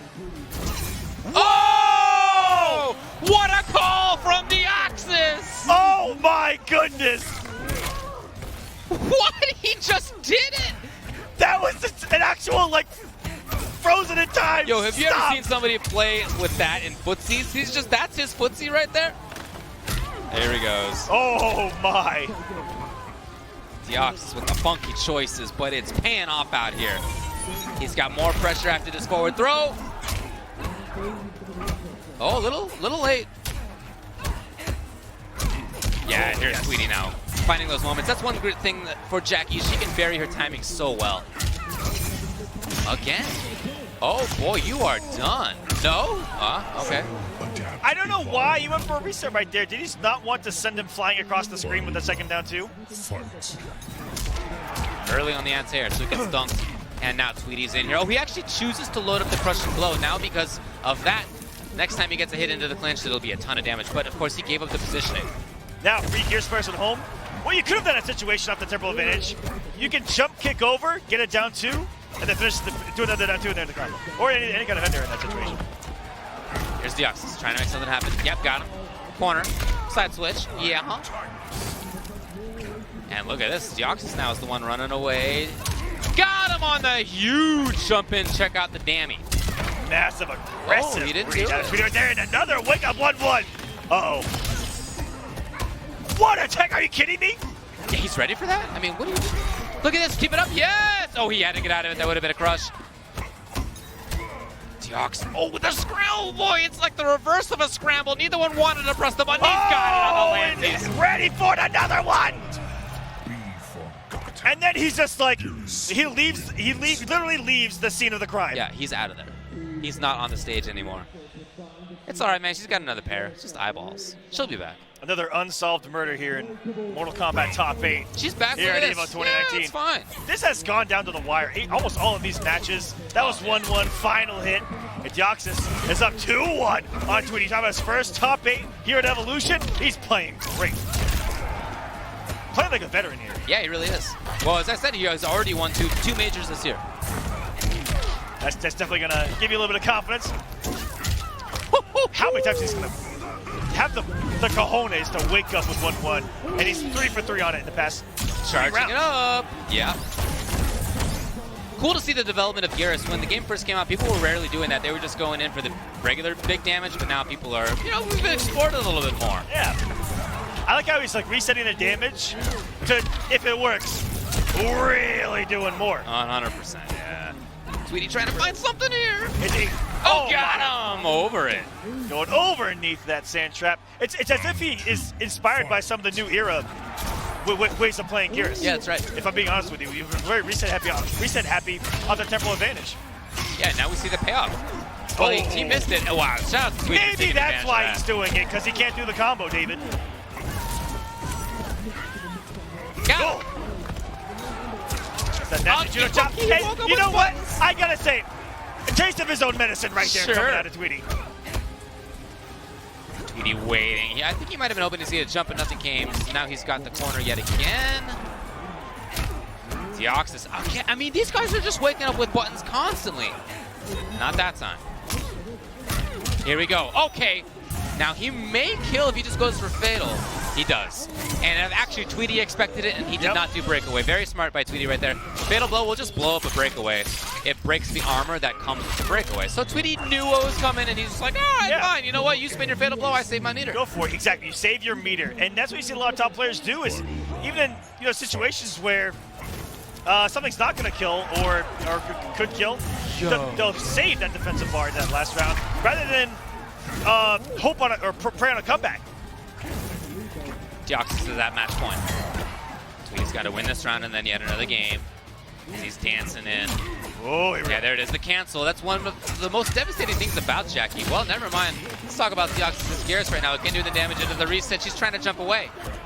And just like that, instead of cashing on the damage. Because we saw the armbar before, and now it's rare that you see Deoxys. I'm surprised he wasn't teching for that. But you know what? This may be the end of Tweedy. And he had it loaded the entire time for the end of the match. That's what loading the Infinity Gauntlet does for you. And Deoxys, the newcomer here in this top 8, the young gun, getting the win, advancing in EVO top 8 to Cassie, and proceeds to 6-1 him for the rest of the grand finals. For sure. For sure. Cassie Cage. And it sounds like it's going to be Cassie. That's what we've maybe only seen from him this weekend. Has only been Cassie. He himself has said that he feels like she doesn't lose a matchup. Right. So why would you? No, come off I Cassie? understand. Yeah, I understand that. And it's the same for Dragon here, where he feels very confident in Cetrion, and you know he's been able to show it. He got to grand final of the CEO, like I was just saying, and he blew up Fox in winners side top 8. So now we have winners finals of EVO 2019. Do you remember how he did that? A lot of savagery. Wait, do you remember how many wake-up jumps came out of Dragon in That's that right. in that set that he won? That dude was active. He was crazy. He was out there. Pressing buttons, moving everywhere. We're gonna see what it comes down to here. Let's go! Winners finals, Mortal Kombat 11. Fox, Dragon, as you said, maybe the two best, certainly in recent times. Fox's Dragons, oh my. Punish, yeah. That is a really fast shoulder right there from Cassie, but pretty unsafe. And now Dragon's got the corner. If he wants it, does he want to maintain it? No, he'd love to just zone out. Sonicfox likes to use that to punish that wall in that exact situation, and also really punish any projectile she tries to throw out. It's gonna beat up the startup of the photo throw. It's gonna potentially hit it. The Hell's Wrath on activation. Dragon talked about it at CEO. Throw Sonicfox with this up close, in your face, mix-up pressure that really sealed the deal at CEO. Look at this. You'll notice there's not a lot of damage each time for Sonicfox the way that he plays Yasuo Queen Cassie, but it's all unbreakable because it's not a launch, it's not a juggle. And that means that you're just getting consistent damage. Oh my god, how many times? What's going on here, Dragon? Okay. No! Oh! And then it was anything. Anything Fox wanted. So he's of the belief that Cassie Cage has the best mix-up right there with throw and 1-1. The 1-1 is one of the quickest in the game to turn it to a mid, and the stand 1 looks like the startup overthrow. Right. So it really becomes a mix-up in that situation. But a reversal of situations that Dragon was finally able to get Sonicfox in the corner, but the position's already been reset. Neutral reset. There we go. Woo. Yeah, and the punish. Very nice out of Dragon. And he's keeping it unbreakable himself. He's right back into the next. Wow. All of that hit. That was funky right there. Didn't need to be like that. That was 2 American resets in one chain of events, not even combo. Got it. Gets the knockdown here. Fox pressuring. Oh my! Interrupted. The slight delay into the buttons right there. Clap. Ooh. That's the Dragon we like to see. That's very active in the movement right there. Her dash is top tier in Mortal Kombat. Dragon trying to find something. Forestall this. Ooh, did come up the bar there. Yeah, very funky right there. I don't know what that was about. Into the grab. It's not enough. Dragon. He's trying to stay away. You can feel it. Oh boy. So scary. And you can breathe wrong, and that should do it. Into the fatal blow. There's no Semiijs here. That was fully correct.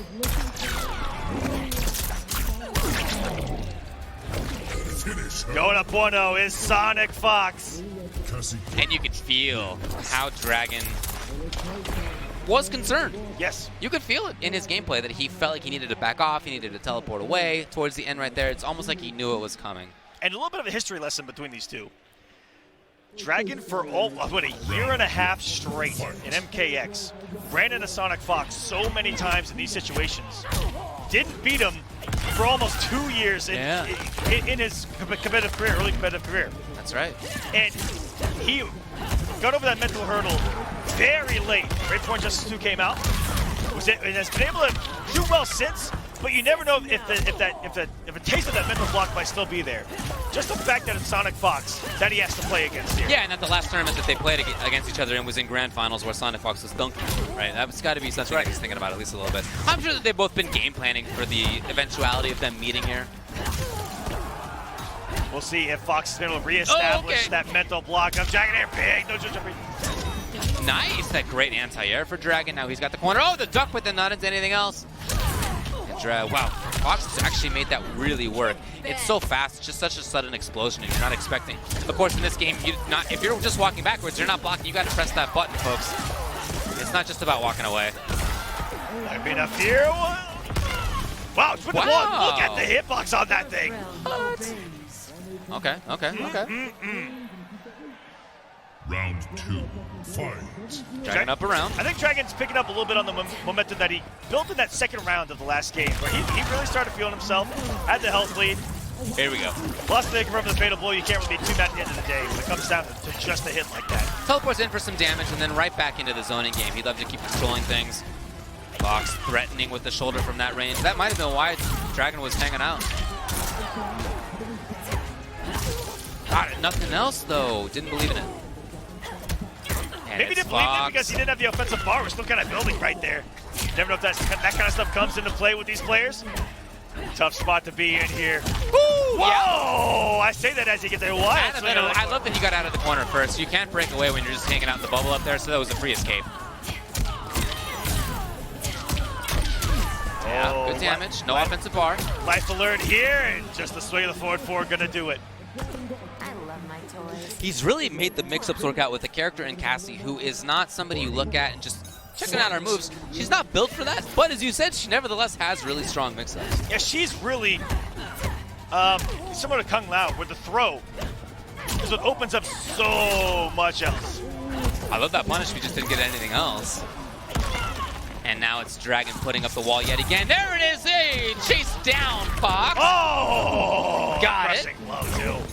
That's a lot of damage. 328. And here we go. Doesn't even have to keep it unbreakable. He doesn't have to worry about it. He's a big crushing blow. Breakaway comes instantly. Wow, did Dragon whip confirm right there? He definitely did, yeah. Lovely. Will it matter, though, because he's way down in life right now. He cannot take punish. What? Oh, no! What happened? Dragon, of all people, to screw up in that situation, that high-pressure situation, is something he's typically so strong in. But right there, he did not get the punish. Actually, twice. He got that forward one and then nothing else. There were two opportunities where he could have had a bigger combo. One on a punish, and one was just kind of in footsies at some point. Is that the mental position that he's in right now in Winners Finals against a nemesis in Sonicfox? Wow! Sonicfox with the reactions to start off this third match. Trying to get aggressive there with Dragon, but Sonicfox shutting that down real quick and answers with an anti-air of his own. But a lot less reward off it when it comes to Cetrion. Both of these characters aren't going to do a whole mess of damage on you. Right, yeah. They both are really more about whittling away the life bar, but they're great at that. Whoa! Okay, he actually could have amplified and gotten the crush. Would have been cool. Hard to have seen that. Yeah, I imagine that's incredibly hard to see. Yeah, on the for fly. sure, yeah. That's like hit confirming single normals. Yeah, I mean, you know. Whoa! Easy for me, but for these guys up here at EVO Winners Finals, you know, they gotta get good. It's Dragon with the pressure now. Backing off, just using Hell's as his pressure tool. I mean, he's done a great job. We talked about whittling away the life. He's really done that well in this round. Straight hits at a time. Oh, that's punishable, yeah. Nice stuff by Sonicfox, who's saving it. He's got Fatal. Okay, again, it's the opposite of a scramble, but, you know, Cassie's got a nice anti-air stand jab, but Cetrion's jump kick is actually really good. It is. It's got a great hitbox on it. Something I'm surprised I saw there, and something that might be kind of new, is that Sonicfox falls to block that wall. Yeah. And punish it grounded to, again, keep with the mentality of this character just does a lot of unbreakawayable damage, and just everything she does is unbreakawayable. So he's not going to do the up two to launch in that situation. Escaping Sonicfox, you know, almost certainly checking to be maintained in the corner. Probably what Dragon was looking for. And he is working on taking at least one game here. He's not going to get squad douche. That's what he's trying to say here. Sonicfox neutral ducking. And he's just approaching. You can feel the scramble. Good patience there to Dragon. But oh, into the active frame, Sonicfox goes. Just a little bit too early. Like I said, you could feel that he's starting to scramble here to try to get the kill. He breathed wrong into the active frames. That bad boy and onto the board. Goes Dragon here. Can he do to Sonicfox what he did to him in that grand final and make a comeback? As you said, in that grand final, after the first game in which Fox lost with Jacqui, he switched to Cassie, it was then 6-1. So even in that situation, Dragon did take one game. He didn't get completely blown out. But, you know, he wants to tie it up here at a minimum. He wants to get into that grand finals on winner's side. That's what's on the line here. Doesn't want to start to this round here, Dragon. I think he's establishing himself quite well in this match. Got it. Out of the corner, yep, naturally. And we've seen that sequence before, swinging out of the corner with that forward 2-3. They're confirming into the geyser.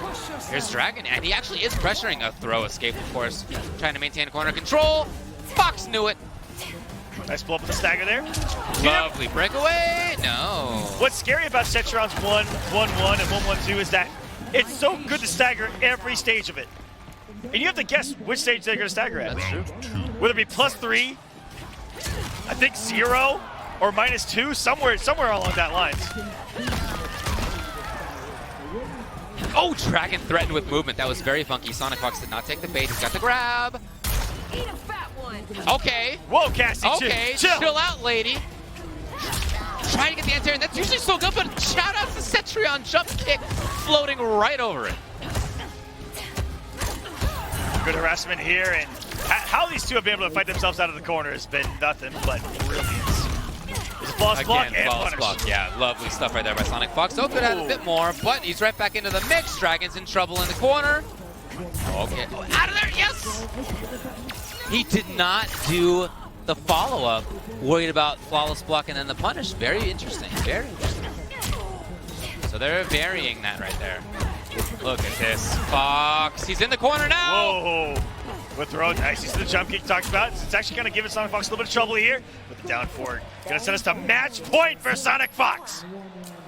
Can he get into grand finals on winner's side? That's what he wants.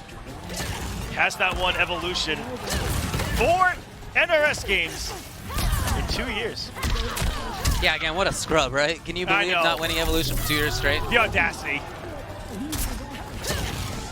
One of the absolute best fighting game players ever. Load a whip punish. But still nice an EVO champion in that time.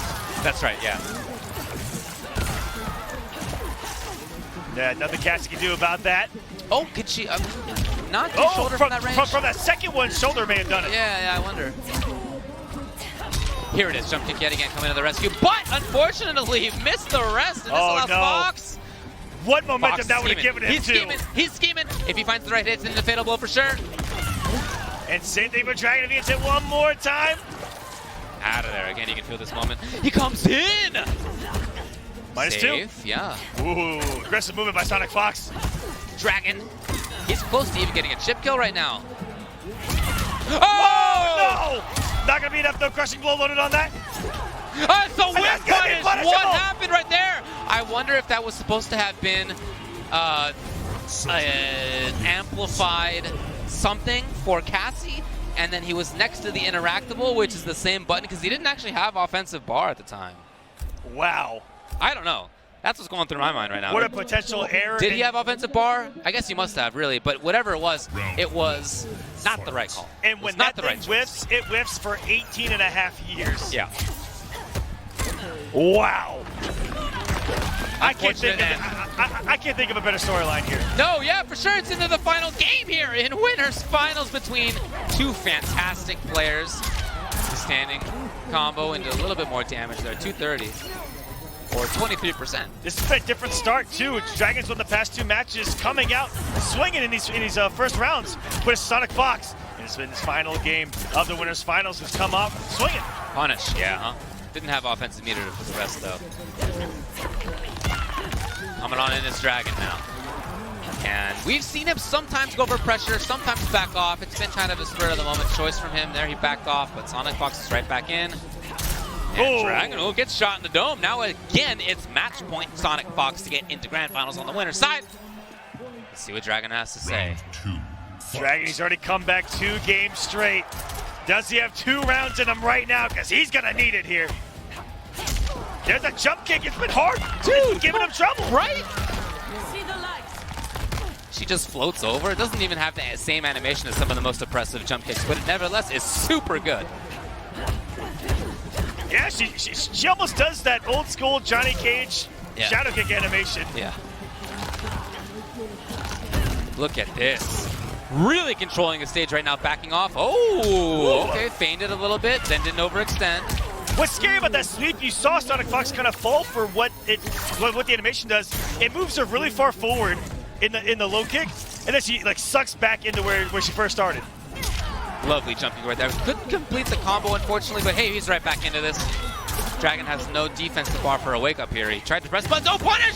2-1-3, and now it's going to be the fatal blow right away. And he also the breakaway! He got it the breakaway! That is best-case scenario for Dragon, where he not only takes the round, but also Sonicfox has no defensive bar, starting things off in the final round of Winners Finals. Wow! Final game, final round, Mortal Kombat Evolution 2019. It doesn't get any better than this. 2 Green Marios up to play, and he's got the crush! Luckily that Amplified Wall didn't get the crushing blow, but if you do hit her while the Amplified comes out, it actually nullifies the fatal blow, or crushing blow requirement. Didn't get the rest. Here he is. Yes, confirms. Wow, what a start here by Sonic. Marching in. Dragon already on life alert here and back to the wall, trying to throw out. And is that enough? He didn't have the meter. He got Got it him with the overhead. Sonicfox final round takes it over Dragon to advance to the grand finals. Never mind. But we've seen Kung Lao do well against Geras at a competitive level. What do you got? Oh, I think they messed up the stage. Good for them to immediately recognize that. I know I've spoken with Gura about this particular matchup. He doesn't like it an awful lot, and I think I've heard that through the kind of the grapevine of the Geras family that we have here in Mortal Kombat 11, that this is a matchup that Kung Lao doesn't do terribly in. Yeah, I can see that. I mean, he's not on the ground all the time. Whoa! Okay, well, look, I was just going to say, ouch. He's not on the ground all the time. He's often just jumping around, but that might have been why there was that initial round start for TekkenMaster that turned out to be so disastrous. Look at this. Deoxys is getting everything right here. He had a flawless block before on the wake-up. He's pressuring. He's I mean, come on, Deoxys. If this isn't the perfect start to a match, I don't know what is. Working on a flawless victory you might call it a flawless start. Okay, not anymore. But right back into it. He's already used the crush, but I mean, regardless, 15% damage and right into it again. Okay. He was ready for it. That's something that TekkenMaster himself does a lot with Geras. He's definitely got for it. Beautiful crouch. That only works if they go for the throw-off bit. The overhead comes, you're going to get crushed there. Yeah, that's true. That was kind of scary. That was a lot scarier than I need to give. I want to give this situation credit for. One hit in the spin, it was over, by the way. Yeah, it's true, actually. DX did that breakaway. Oh, okay. Damage! Damage! Right back into it as well. Look at this. Will there be a break here for TekkenMaster? Yes! Deoxys, nevertheless, right back into it. This is a back throw, and yet he maintains pressure. Okay, wake up down 3. Very small hitbox.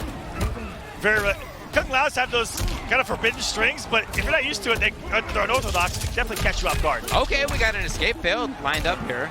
Crushing for blow. Kung Lao. Yeah, that's available for him. No, we're not going to see it. Deoxys popped right in with that forward 3 knee, and he should be able to get the kill. Okay, I got to say, that match started with him blowing up Z-Hat startup. Blowing up. And ended with that as well. Blowing up.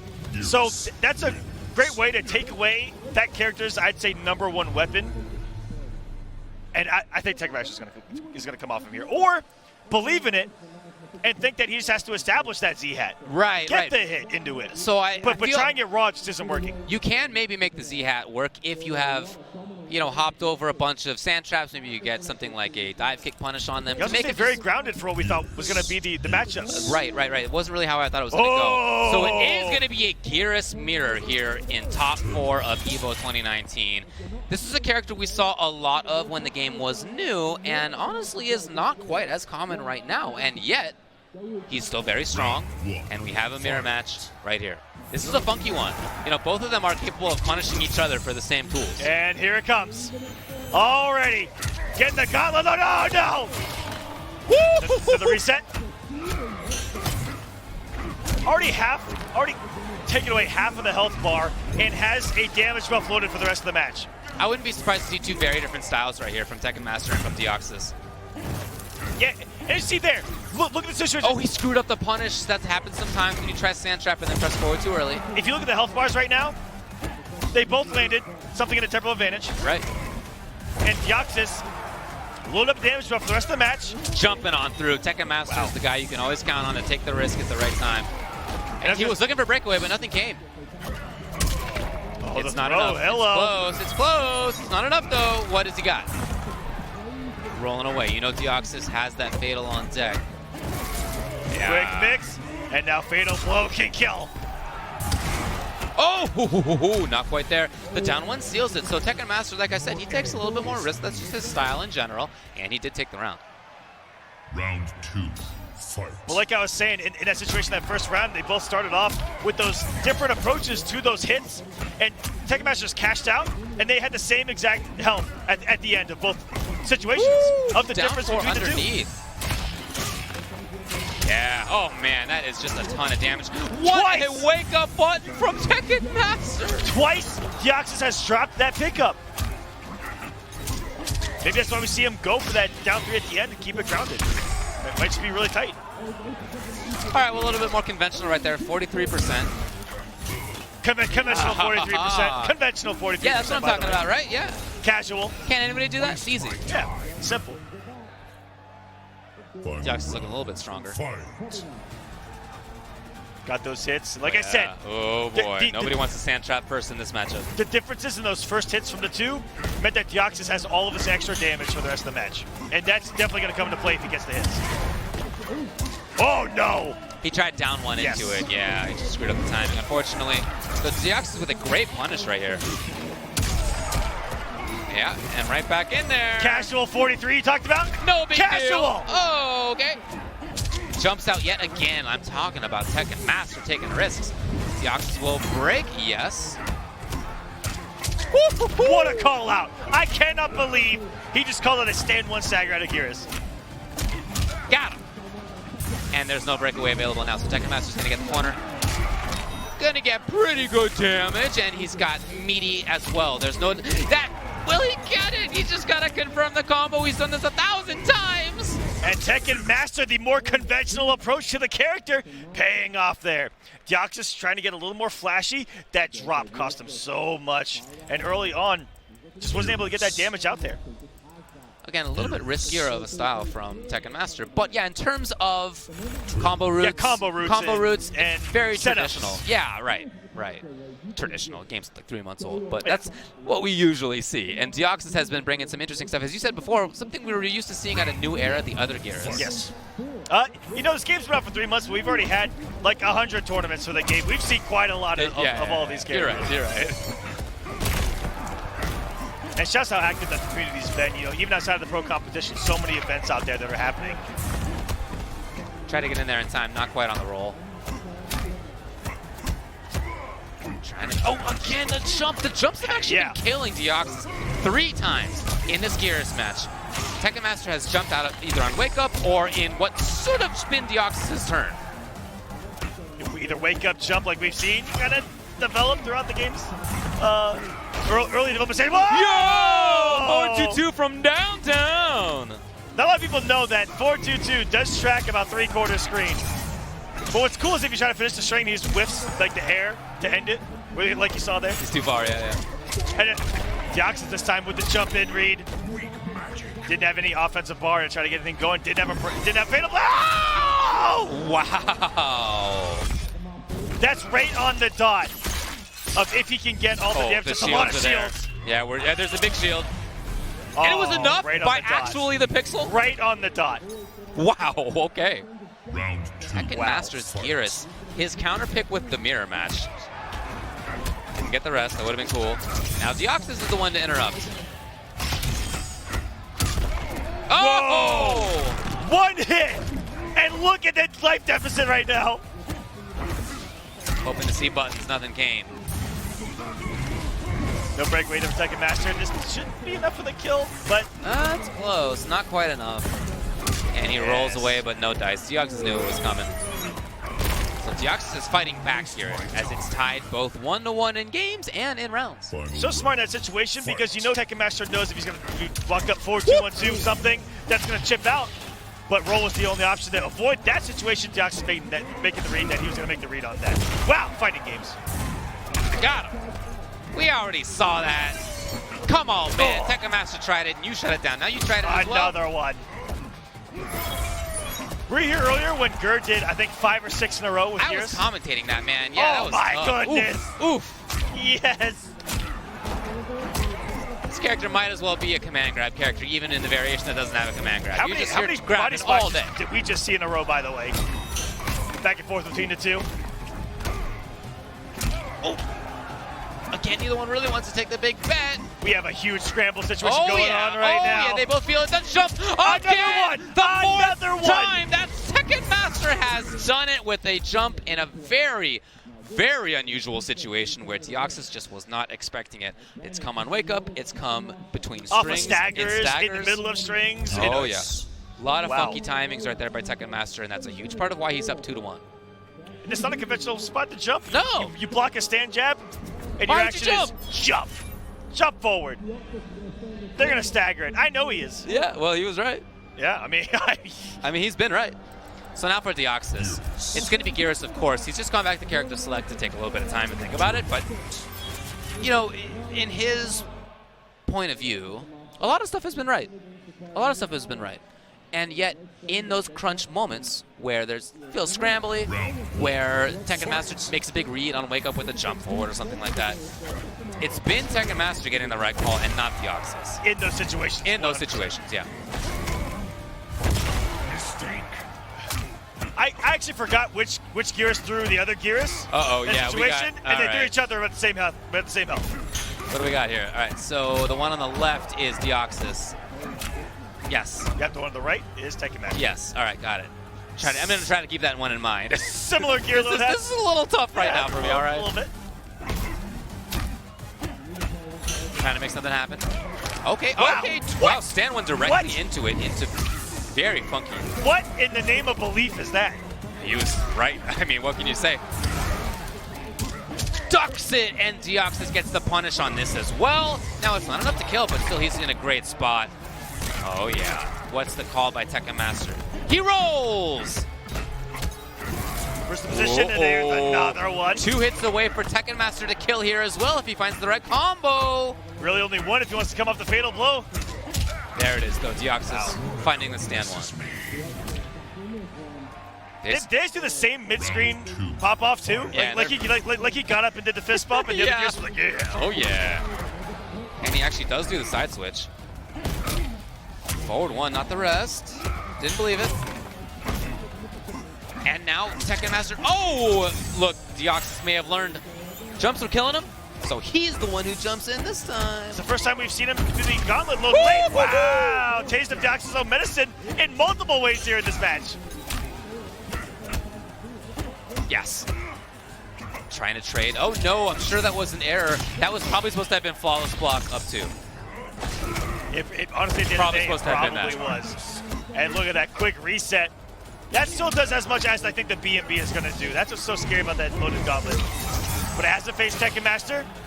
Looks like it's not going to here either. No breakaway. He's holding all of this. Whoa! And that's a cool little setup He right saved there. the wild stuff until the very end because guess what, everybody? It's match point for TekkenMaster here versus Deoxys. Cheeky setup right there. Holding that gauntlet's load. It might be coming any second. It even combos in that situation. And then bam, thrown. Oop, Deoxys nothing there after the roll. And here we go. Got some good damage for himself. Yeah. Oh my god. What did I say? Good damage? Fantastic damage out of Deoxys. No anti-air. But this is TekkenMaster now trying to pressure. There is, of course, meter on Deoxys' side to break away if the combo comes. But you can't break away out of this, man. That's right. We've seen this before. Getting crazy. And that's going to do something. Wow. Unique decision to roll after you've been thrown twice on Oki there. Yeah, TekkenMaster did exactly the same. Oh, boy, Deoxys is probably That's going to do it! Game 5 again! How many in a row is this? It's so cool to see that there's such high-level play here. None of these players has given up easily. Is this they our- are all so prepared. Is this our 4th match in a row? And our 4th game 5 in a row? Fight. Yeah, we saw that with Fox and Dragon. We saw that with TekkenMaster and FoxyGrampa. No, it was 3-1 Deoxys versus Tweedy. That did not go the Right. distance. But we have seen a bunch. There was another one between Tweedy and Semiij. Yeah, this has been a great top 8. Very close. Yeah, so this will be our 3rd in a row when it comes to game 5s. Again, does not get any better, does not get any closer in this Mortal Kombat action. Great call to see that it was whiffing and quit it. Yeah, there as well. That said, Deoxys wakes up with the buttons, and now we've seen how well this has actually paid off over the last couple of rounds. And he charges that there. Escape fail doesn't mean too much for Geras, but he's still in here. Yeah, put this in perspective. that gauntlet gives you a 43% 1-bar combo Out of there. for the Oh, rest of the he match. thought so. You thought you were out? No. Right back in. Deoxys. Oh, Yeah, here we he finds go. the hit. Oh boy. Damage. Okay. 420 there. You might as well just erase 40% off of the board every touch. And look for the start above the fatal blow, and this time, not going to save TekkenMaster. Deoxys, match point. TekkenMaster's stolen a lot of turns in this set, and there was another one where he attempted it. Deoxys did not allow it that time.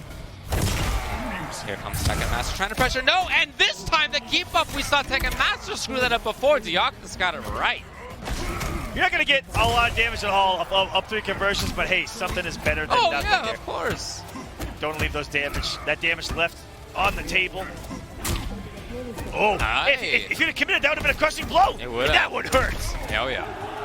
Speaking of crushing blow, Deoxys is in a great spot. All he's got to do is whittle away a third of TekkenMaster's life on this life bar, and he'll move on.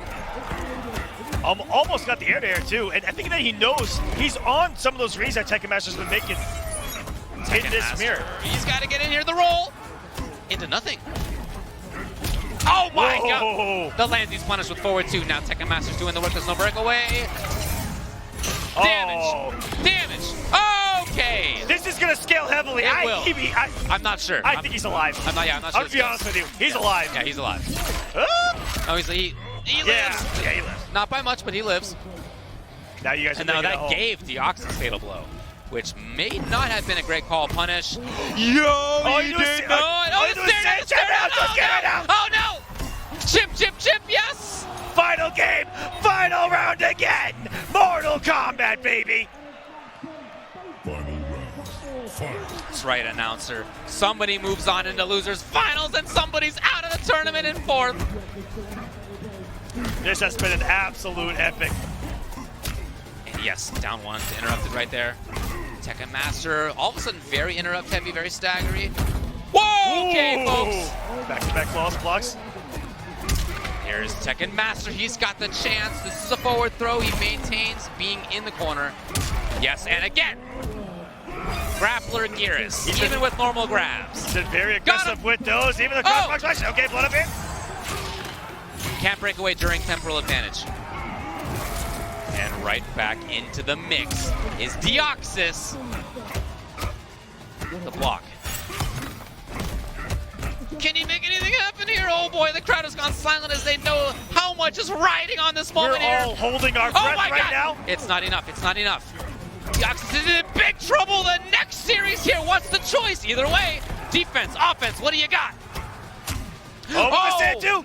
Not gonna be enough for the chip. Oh wait, it is. No last breath available to save him. It's the choke, and TekkenMaster advances to top 3. He's gonna face Dragon in losers finals.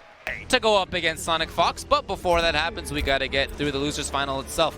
Dragon has been an absolute buzzsaw versus every human alive over the past 2 majors, with the exception of Sonicfox. Yes. He's the only guy who's been the problem for him, and now it's on TekkenMaster to prove to Dragon and to everybody else that he too can make it happen. Of course, it's Cetrion, and among TekkenMaster's Wow, what a big crowd. gaggle of characters, it'll be Geras. Cetrion, That is your sole purpose. but not my sole desire. Round He wants 1. more in life, including to get into grand finals, but first he's got to beat Dragon. Looking at this matchup and talking to people out in the crowd before coming into this, what's so cool is that either way, whoever wins, we're gonna have an iconic grand final. Yeah, absolutely. We're either gonna have Dragon versus Sonicfox in the run back, or we're gonna have TekkenMaster versus Sonicfox in the run back, like we've seen years ago. Very interesting movement so far in this matchup. This is both jockeying for position, both on wake up as well, rolling a lot. Got him. There's no breakaway. This is going to be some damage. Oh, he just built it actually right then. He was on too much. Nice crouch there. Getting the punish. Not a whole lot there. Cetrion, not a big punisher herself. Just gonna kind of whittle away her life. Oh, he's been seeing down 4 into Sand Trap the entire top 8. He and really has finally, been watching him do it the entire time. Yeah, some people when they're in their top 8, they're just going to be on their phones while other people are playing. This dude's paying attention. You can see it. Oh yeah, take it. You know, if he is on his phone, he's actually writing this down. Yeah. He takes notes. Yeah, I actually he'll look wouldn't at be matches. surprised if he was doing that. Yeah, no. Yeah, he definitely puts in that work. Oh, getting jump heavy, and there it is! Off of a jump and only 1-1. Flawless, blockable, and blown up with the up 2 by Dragon. Wow. Beautiful display of knowledge and execution of the match. What? Got him. What can you say? That's the second time we saw Deoxys do it against TekkenMaster 2, where he just did a stand one, believing to hit him out of like a 4-3, something, I don't even know. Dude, Dragon's defense and offense are both incredible right now. Look at that keep up! Oh! Up an anti-air down 4. He's a madman. Oh, you know, TekkenMaster, this is in game 1, but I feel like he's in trouble. The way that Dragon is playing right now is like he cannot be defeated. Look at that. Almost had to pick up 2 on the anti-air wall. Looking to blow up the wall. There's no defensive bar. Look at that. I mean, that was wow. His offense. That dude did dash forward, forward, too. And TekkenMaster got hit by it. I mean, that's everything is working for him on offense. On defense, he was poking out of staggers. He flawless block up 2'd. He knew exactly what was coming. That he did. He looks prepared. Oh, yeah. That's what Dragon is. Oh, yeah. As a player, prepared for anything, prepared for these players, these matchups. He is my favorite when it comes to asking him and learning how he labs for these tournaments. You can see him on the left side of the screen right there. And TekkenMaster's on the right. Now you see him carving a path through the character select screen, wafting one way to the other. Will he actually lock in? Yes, he does. So he thought about Sonya. He hovered over that for quite a bit while we had the players on stream. But he goes back to the big boy, Geras, who just did so well for him in that mirror match. Most certainly did. Yeah, what a mirror that was. Game 5, final round, final hit. Round 1. But if there's a Cetrion player, and a player in general, that I think has the most Geras experience, it's Dragon. He has had to fight this matchup since day number 1 here in MK11. No, of course. And early on considered a tough one for Cetrion, but I have not seen it even since day 1. Sounds right. I don't know about you. Oh, yeah, I agree with you. Did that for sand trap. And that probably worked. Oh, my God. Because it was on hit. And it's probably plus enough to guarantee the sand trap. That was from way downtown in that wake up 2. Then that's not invincible, but it's just so fast. And it goes so far. And you get great damage out of it. 325 just like that. Staggering here with 1-1 and backdashing into the wall. Blowing up a poke attempt by TekkenMaster right there. And he probably won't. Oh, he did actually spend the crushing blow. Okay. Now, he wouldn't have killed if he hadn't done the crushing blow. Yep. But, you know, he might have thought he could steal it anyway. Anyway, he just went for it. I understand. He wants to get the W. Ooh, the clothesline on that 4th row. Breakfast, another one. He's been really throw happy on those throws as well. Really showcasing what that loop is all about with this character. We saw him do back-to-back throws against Deoxys multiple times coming into this. Ooh. Trying to jump away. Again, trying to be active with Dragon. Both times TekkenMaster shuts him down. Not with much damage, but at least that's the way to shut him down. Yeah. You know, also TekkenMaster watching. Oh no! Watching CEO may have taken some notes that Dragon sometimes likes to wake up jump. That's right. Of course, TekkenMaster likes to do that same thing. Yeah, absolutely. So you see Dragon always try to meaty them with that down 4. There's a punish. Because it will actually low profile wake up attempts. Just something buffered there. 1 an anti down 2, and just like Cetrion should, in a situation like that, utilize any kind of hit to get out of that corner. That does cost 1 defensive meter. You can see it coming back right now. But yeah, man, get out of there. Get out. You don't want to be in the corner versus that Geras. That's a punish. Very nice. Breakaway coming. It most certainly is. Reversal grab is the choice for Dragon. So now he has the choice to pressure, and he does. It's a little staggering in the timings, but then TekkenMaster only had, could have had a full combo. Yeah, no hit confirm on the 1-1. There's going to cost him, and there's the wake up jump. Of course it's going to come, 100%. even if it's shut down. Ah, punish. So there was no meter burn, and that's exactly what TekkenMaster expected. Now there's no way to escape. The damage. The damage. Oh, yes. Here it comes. Oh, 378. Still even without the gauntlet, hitting like a semi-truck over here. This is a punish. This is going to do a ton of damage if there's a fatal. Wait, this is going to go into an awful lot. He still has a geyser, too. It's actually a ton. Wow. So it's rare that you see Cetrion do this kind of damage, but there it is. Yeah. I don't know. We're the 3, and then there's a solar beam. Maybe. The solar beam. It's not very effective. 1 remaining and going into the Hell's Wrath Dragon. Dragon too low in this loser's final. That's such a cover-all option right there. That Yes, absolutely. Hell's Wrath into the amplification, just to cover all. If there's a roll, yeah, beats it. If there's Geras just sitting there, fine. It's, you know, no big deal. Ooh, you see Geras sneak past the wall with that forward 3? And through the boulder, apparently, too.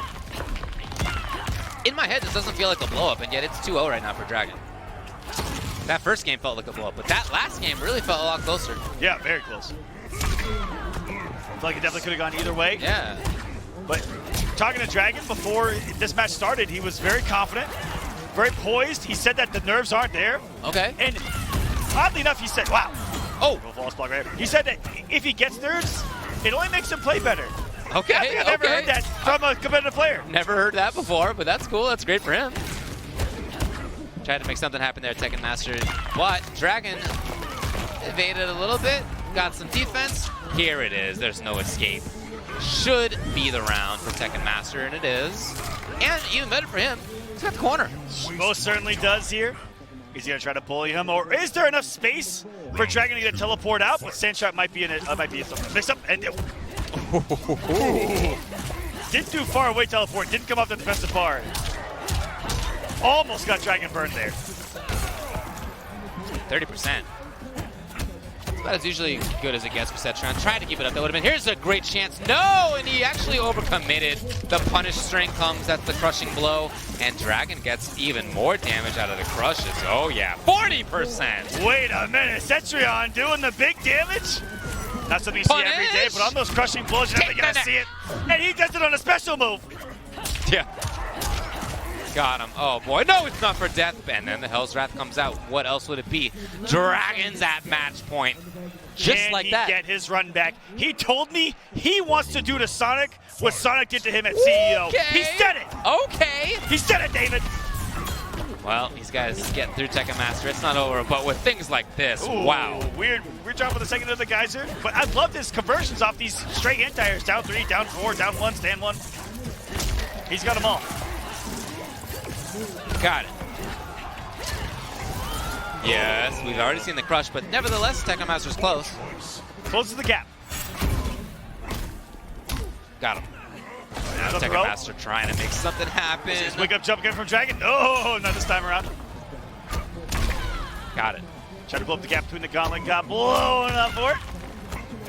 And not an amplified wall. He knows that TekkenMaster's capable of blowing it up. And this is a healthy for TekkenMaster here. But Fatal Blow is available for Dragon. Another throw. Dragon's in trouble. What's he got? What's the wake-up choice? Okay! Flawless that block. happened so quick, too. Yo. I mean, that's some fast thought right there by both players. TekkenMaster was ready, so he's not going to go down without a fight. Takes at least one game here. TekkenMaster from Bahrain has made EVO Grand Finals in the past. He's 2 games away from doing it yet again. He is. Round Dragon, just 2 years ago, won this entire event. Oh, yeah.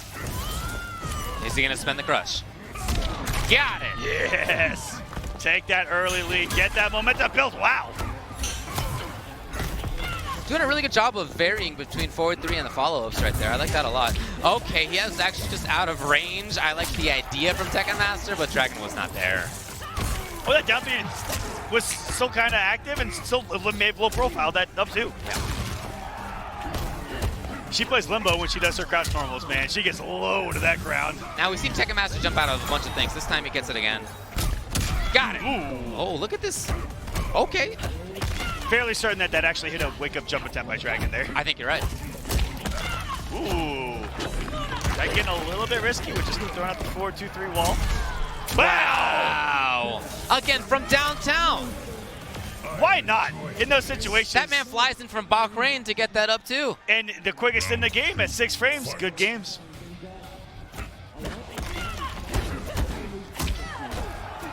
TekkenMaster really is establishing himself in this loser's final.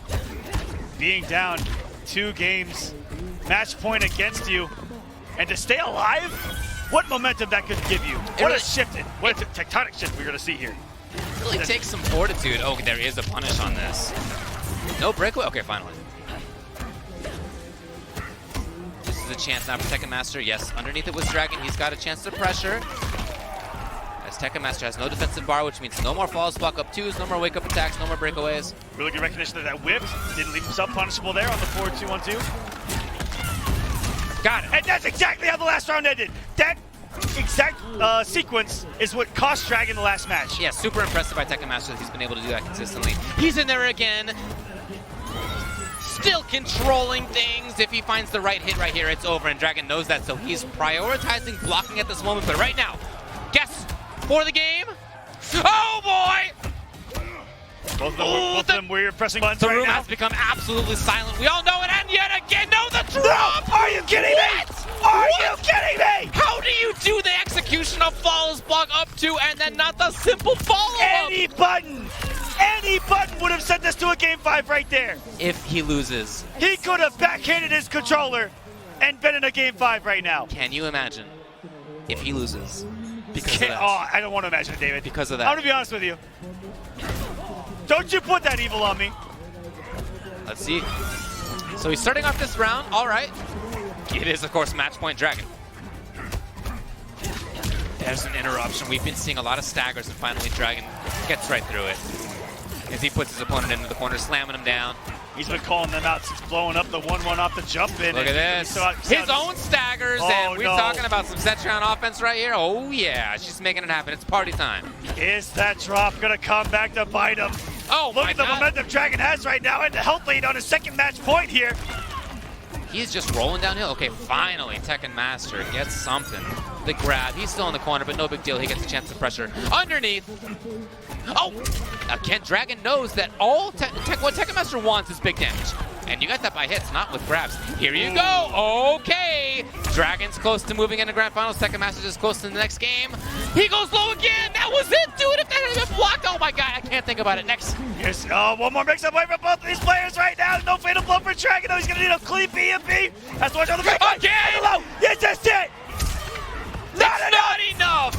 Oh, the chase down, and TekkenMaster stays alive. Oh my goodness, I cannot breathe right now. Some of the choices being made here are choices that are difficult to make. Let me tell you. These Game guys 5 are pulling it from the depths at this moment. in a row in this top 8. Yeah, you're right. You know, we were talking with people outside about how great this top 8 has been. There really has just been so many excellent matches so far, and this continues to be one. It's 2-2. I just going to show you the depth of the top talent in this game. In top 4 every match beating a game number 5. Absolutely sensational. Got him. Now TekkenMaster's here for the pressure. Okay, well. And look at what these players have had to endure just for a chance. Right? Fox in Grand Finals. Yeah, Fox is just rooting for chaos right here. He wants both of these players to just be discombobulated by the time they get to him. Here's the crush. And he may have been waiting until that geyser to break away, but no punish. Ooh, got the flawless block, but didn't have the up 2, but didn't have the defensive bar to do it. Yep, no meter. It's just broken away. But in those situations, we saw Sonicfox do it and just go for the grounded punishes. More damage at the end of the day. Sure. Might be something that TekkenMaster look at the set. Yes, again, we see the Hell's Wrath as a way to seal the deal. He's expecting a roll. It's match point yet again for Dragon. Is this his third one? Yeah, I think it is. Match point number 3. This was almost a wash. Newly added to Beast Coast Dragon. He had the 2-0 lead. And what a fight from TekkenMaster, like we saw in his previous match too. He went for the read of read. Wow. Of course, that does crushing blow if he meets the opponent in the sky. And Dragon trying to pressure. Okay. He's already spent the crushing blow string. Dude, what awareness right there. He knew he had spent that crush, so he went for the regular combo instead. Wow, what control by Dragon right now. Everything in his favor. Hasn't taken his foot off the offensive pedal. Ooh, scary forward one. Ready on the throw tech. It's Dragon, but not ready for that. TekkenMaster brings it out. Now he needs so much work yet. He cannot rest. Wow, Dragon getting a lot of those shields and only doing 311 there. Coming in. Dragon is not even playing that zoning game anymore. This man's in here. He's Pure trying to press. offense He right wants now. to end it. Wants to end it now. He wants to run back with Fox. He wants to give a taste of his own medicine. He wants to be your EVO champion. One hit away now. TekkenMaster This put is a Landy's oh, punish. wait. Oh, one more is going to do this. This may... What has he got? Oh, wow, Dragon did Tekken. Punish! Oh my god, TekkenMaster! He doesn't have bar! He doesn't have it, but he can probably go for chip kill. That's what he was going for. Two. Double match point! This is Mortal Kombat! It's final round yet again! 2 Green Marios all day today! Did you see the comeback needed? I'm living. Oh boy, and no punish either. We've seen him do that all day and not right there when he really needed it. Got him. Here's TekkenMaster going for the pressure. He's made so many good reads. Whoa! Just in range, just barely. I was just praising Tekken. I'm making so many good reads on Dragon's wake up here off of these throws. Met him in the sky, into nothing. Oh, he actually got dead. hit. He didn't need to. He didn't need to. Unfortunate for him right there, but Dragon's capitalizing. And he backs off. Low Both enough of them. not He to tried to punish, punish, and it just wasn't right there. This is the first time that he's really done Hell's Wrath and tried to punish it. Oh. Again. Dragon is on the cusp. But he was last round too. He didn't believe in it. He's still 1 hit away. It's going to be the win. That's It's going to be the push. And Dragon in a final round is going to make it to Grand Finals of EVO. Jubilation for Dragon and for TekkenMaster, as you can see on his face. Sonicfox was in Grand Finals for another tournament. Talk about a marathon for today of 12 in the morning to almost 12 midnight for these two players. And they all are playing out of their mind after this marathon of a day like you talked about. It's incredible. People approach that differently. Some people like to not eat during competitive play. They like to wait until afterward. They feel like literally it makes them hungrier. You can't do that. I don't you know can't about do that that one here, Coach, but ladies and can't do that. gentlemen, Grand Finals, Mortal Kombat, Evolution, let's go! Who else would it be but Sonicfox and Dragon? It's the same exact two players we saw at CEO in June about a month ago, and they're right back in here. Of course, last time it was Dragon coming from winner's side, and Sonicfox had to win 2 3 out of 5 sets, and now it's the opposite. Dragon's got to win 2 or 3 out of 5 sets, and like you said, he wants the chance, and he has it now, to do the exact same thing that Fox did to him at CEO. That's right, revenge is on the mind here. He's doing 2 sets to do it. Sonicfox is by far the colder of the two players right now. Okay. Dragon's coming in absolutely warmed up. Steaming, in fact. I mean, the way that the last one ended, got to be firing on all cylinders to come on top against a player like TekkenMaster. Wow, he's going to raise a fatal blow. This might be enough for the kill.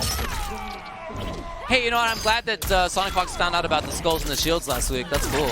It's just really last useful. week. It's really useful. Imagine just sitting here saying he's the best player of all time, Yeah. and he just learned about a mechanic that's been around. It was actually in previous games. It's been in previous games. That just goes to show let me you. blow him up, everybody at home. All right, like just give. I have one instance of knowing something more than Sonicfox is. Let me have it. Let me have. Come on. I agree, David. But that just goes to show you, everyone watching at home, that we're all still learning. Of course. It's a young game. Especially the depth of these fighting games as well. Oh yeah, a lot to know. Dragon trying to snipe it out right there. Ooh, he comes in, and unfortunately for him, that just meant that Sonicfox had an easier time getting the grab. Ooh. Yes, he chases in. Now, again, that's unsafe, but it's a call out, and he's actually been right more often than not. Hey, yes, he's going to feel those reads, the Sonicfox. Just knows when you want to press buttons, go for special moves. Yeah. He's got such a great understanding of fighting games that, I'm not going to lie to you, sometimes I don't understand.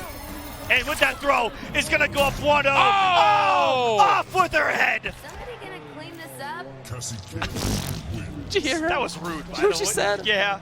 Is someone going to clean this up? So rude is Cassie Cage. 2 games from reclaiming his throne here at EVO. Now at CEO, Dragon won the first game when they played in Grand Finals, if you recall. And that did make Sonicfox go to a character switch and yada yada. But it wasn't a character switch. separating the two here. Yeah, so this time, of course, right, Dragon's, of course, going to stick with Cetrion. But that's just to say that he can certainly make the comeback, because we've seen it many times. These are two players that have made it this far. Okay, has there ever been a grand final? Oh, punish. In the past 4 years for our games, where both players have only played one character? You know, I'm gonna have to stew on that for a little bit, but maybe not. Maybe not.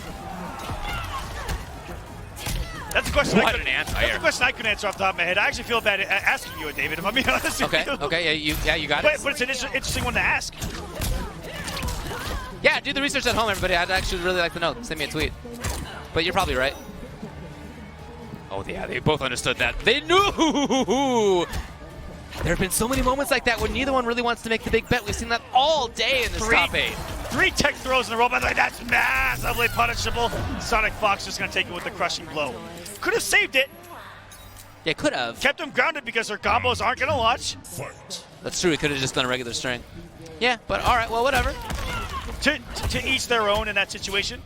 As long as you get the W, because a W is a W at the end of the day. Lovely backdash first. And that backdash was about understanding that Sonicfox wanted to jump in. I mean, that was why he did it. He put himself in the right spot. Shout out to Dragon for that. It's not just footsies and buttons and mix-ups and yada yada. Where you are on screen and when is a huge part of this, and he's one of the best at that. It certainly is. Walking into some active frames right there. No bar to confirm with by Dragon there. But that kept him knocked out in front of him. Wow. What an anti-air shoulder right there. Is this enough? Sonicfox didn't believe it. And he was right. Oh. He tried to actually use jump kick to float over. Do you see that? He tried to put his hitbox like above it. Move it above a little bit by stretching her out horizontally. Classic. That was classic from Fox. That was a cute try. Yeah, dude. I like the idea behind it. That's twice that Geyser has whipped on potentially Cassie's hitbox in that situation. Or, you know, there are a lot of times where you're just, it's got a kind of small hitbox to it itself, and sure. Versus getting tricky. Expected Sonicfox to come forward, and absolutely correct was Dragon as he's got the knockdown into the corner. And, you know, Sonicfox has not taken the bait on that boulder mix-up at all. Trying to back off. Got him. Ooh, Dragon. Oh, that moment yet again. And that's if you block late, which he did, I guess. So Dragon is in big trouble. That's going to be the game. It's just like that. 2-0 Sonicfox. Very close second game there. This is how it started on the winner's side as well. 2-0 Sonicfox, but the second game was close. And Dragon was putting the pieces together and figuring it out. That's right. And then used that in game 3 and 4 to tie things up. And it ended up being, 3-2. Will it repeat itself here? Or is Sonicfox in just a winning position, on the hunt, one game away from being EVO champion again? Check out this expression on Dragon's face on the left right there. He's really searching for what to do. You can see him thinking deeply about it. He's dissecting every little instance that happened in that match. Going through his head. What can he do differently? What can he get hit by that he might find an answer for? So this time he did not spin the crushing blow. I like that. Moving forward, underneath. Could have had more. Yeah, you can crush it. You can do down two. We actually saw, was it Deoxys make the crushing read on that earlier? Send me with TekkenMaster on the winner's side. Look at these staggers here from Dragon. There it is. Oh boy. Didn't even want to bother on the whiff punish, but Sonicfox is now coming in. God, Sonicfox is just so ready as he moves. This is such a great understanding of spacing in fighting games. Got it. What he calls the nooch. The nooch! The nooch! Again! Oh my God, say goodbye to your nooch. Just that sense of when a button's gonna happen at a certain distance. Ready for it? Missed the anti right there. It's gonna be a big pickup for Dragon. No breakaway to save from any of this damage. Again, as I said, Fox has guessed right on that every time. He's jumped over a lot of low boulders. He has not jumped into a single air boulder. I don't know why he wouldn't keep doing the low boulder when it looked like he had trouble jumping that as well. That's right, yeah. Let's look up the chip right there. Too far away. I like the idea, but Dragon, Dragon's getting scrambly. He knows all he needs is one little bit. He can't get touched. Time is a ticking. 3 seconds. 3. Not enough. The delay wake up saved them there. So that was smart so and cool. aware. That was so cool of a. I've never seen anything like that kind of transpire at the end of a round. Very unique. Very nice stuff. Oh boy! This is one of those crushing blows where you get it and you're like, awesome. Yeah, definitely. It's not something you see very intentional, often. but thank you for the damage. Right. Ooh. Every time he's in Hell's Wrath, he's either got a shoulder out of it, shot out of it, everything. Right. That's not in the game plan here for Dragon, I think. It seems like Fox has had the counter on deck every single time. The grab comes. Again, not a lot of damage each time. That's the way for both of these characters here, trying to whittle away those life bars. Ooh, just a back three. Got it. No attempt on the keep up. And now Fox knows he's close. 2 fatal blows available. Wow, look how active that was. Oh, yeah. Can he get there in time? No. Sonicfox is trying to move in. Oh, no! Why are you kidding me? Oh, no! And it's match point. Guess what? It's EVO 2019 point for Echo Fox Sonicfox. On a huge championship caliber read right there. All of that movement, all of the blocking, all of the special moves, all of the full screen shenanigans for him to walk up into a no block crouch to put himself on tournament point here. Genius stuff. I love it. Out of there. Fox comes in and he gets the grab. Oh yeah, he's got to follow in. Yes. And he's ready with the tech. I mean, both offensively and defensively, this guy is firing. He's got a corner. Anti-air in the back three as well. The control. And how many times do we see Dragon fight out of the corner by just swinging with 4-2-3? And we see the side switch beautifully executed every time. No anti-air. Those are kind of tricky too, those side switch combos with instant jump normals of Cetrion, and those guys are hit stuns. Here's Sonicfox. Oh, he's working on it. He's working on it, Aquaman. And he is another anti-air. Dragon trying to get out of the corner. This is a no-fly zone here. But fights his way out of the corner again and just wants the damage. Stop the bleeding. Tie things up here. He wants the bleeding on Sonicfox's side, and we're seeing plenty of that come out right now from Cassie. Oh, yeah. Gonna get a slay. No bleed here. Give or take a couple of points. Winning. Oh, boy. It's either way. Sonicfox is safe. Can he find another hit? Coming onto the wire, got the floss blocked down to raise the push. Block Angel, but no offense for to back things up. Gets one of that punch. It's going to give it to R2. And Sonicfox is your Evolution 2019 champion.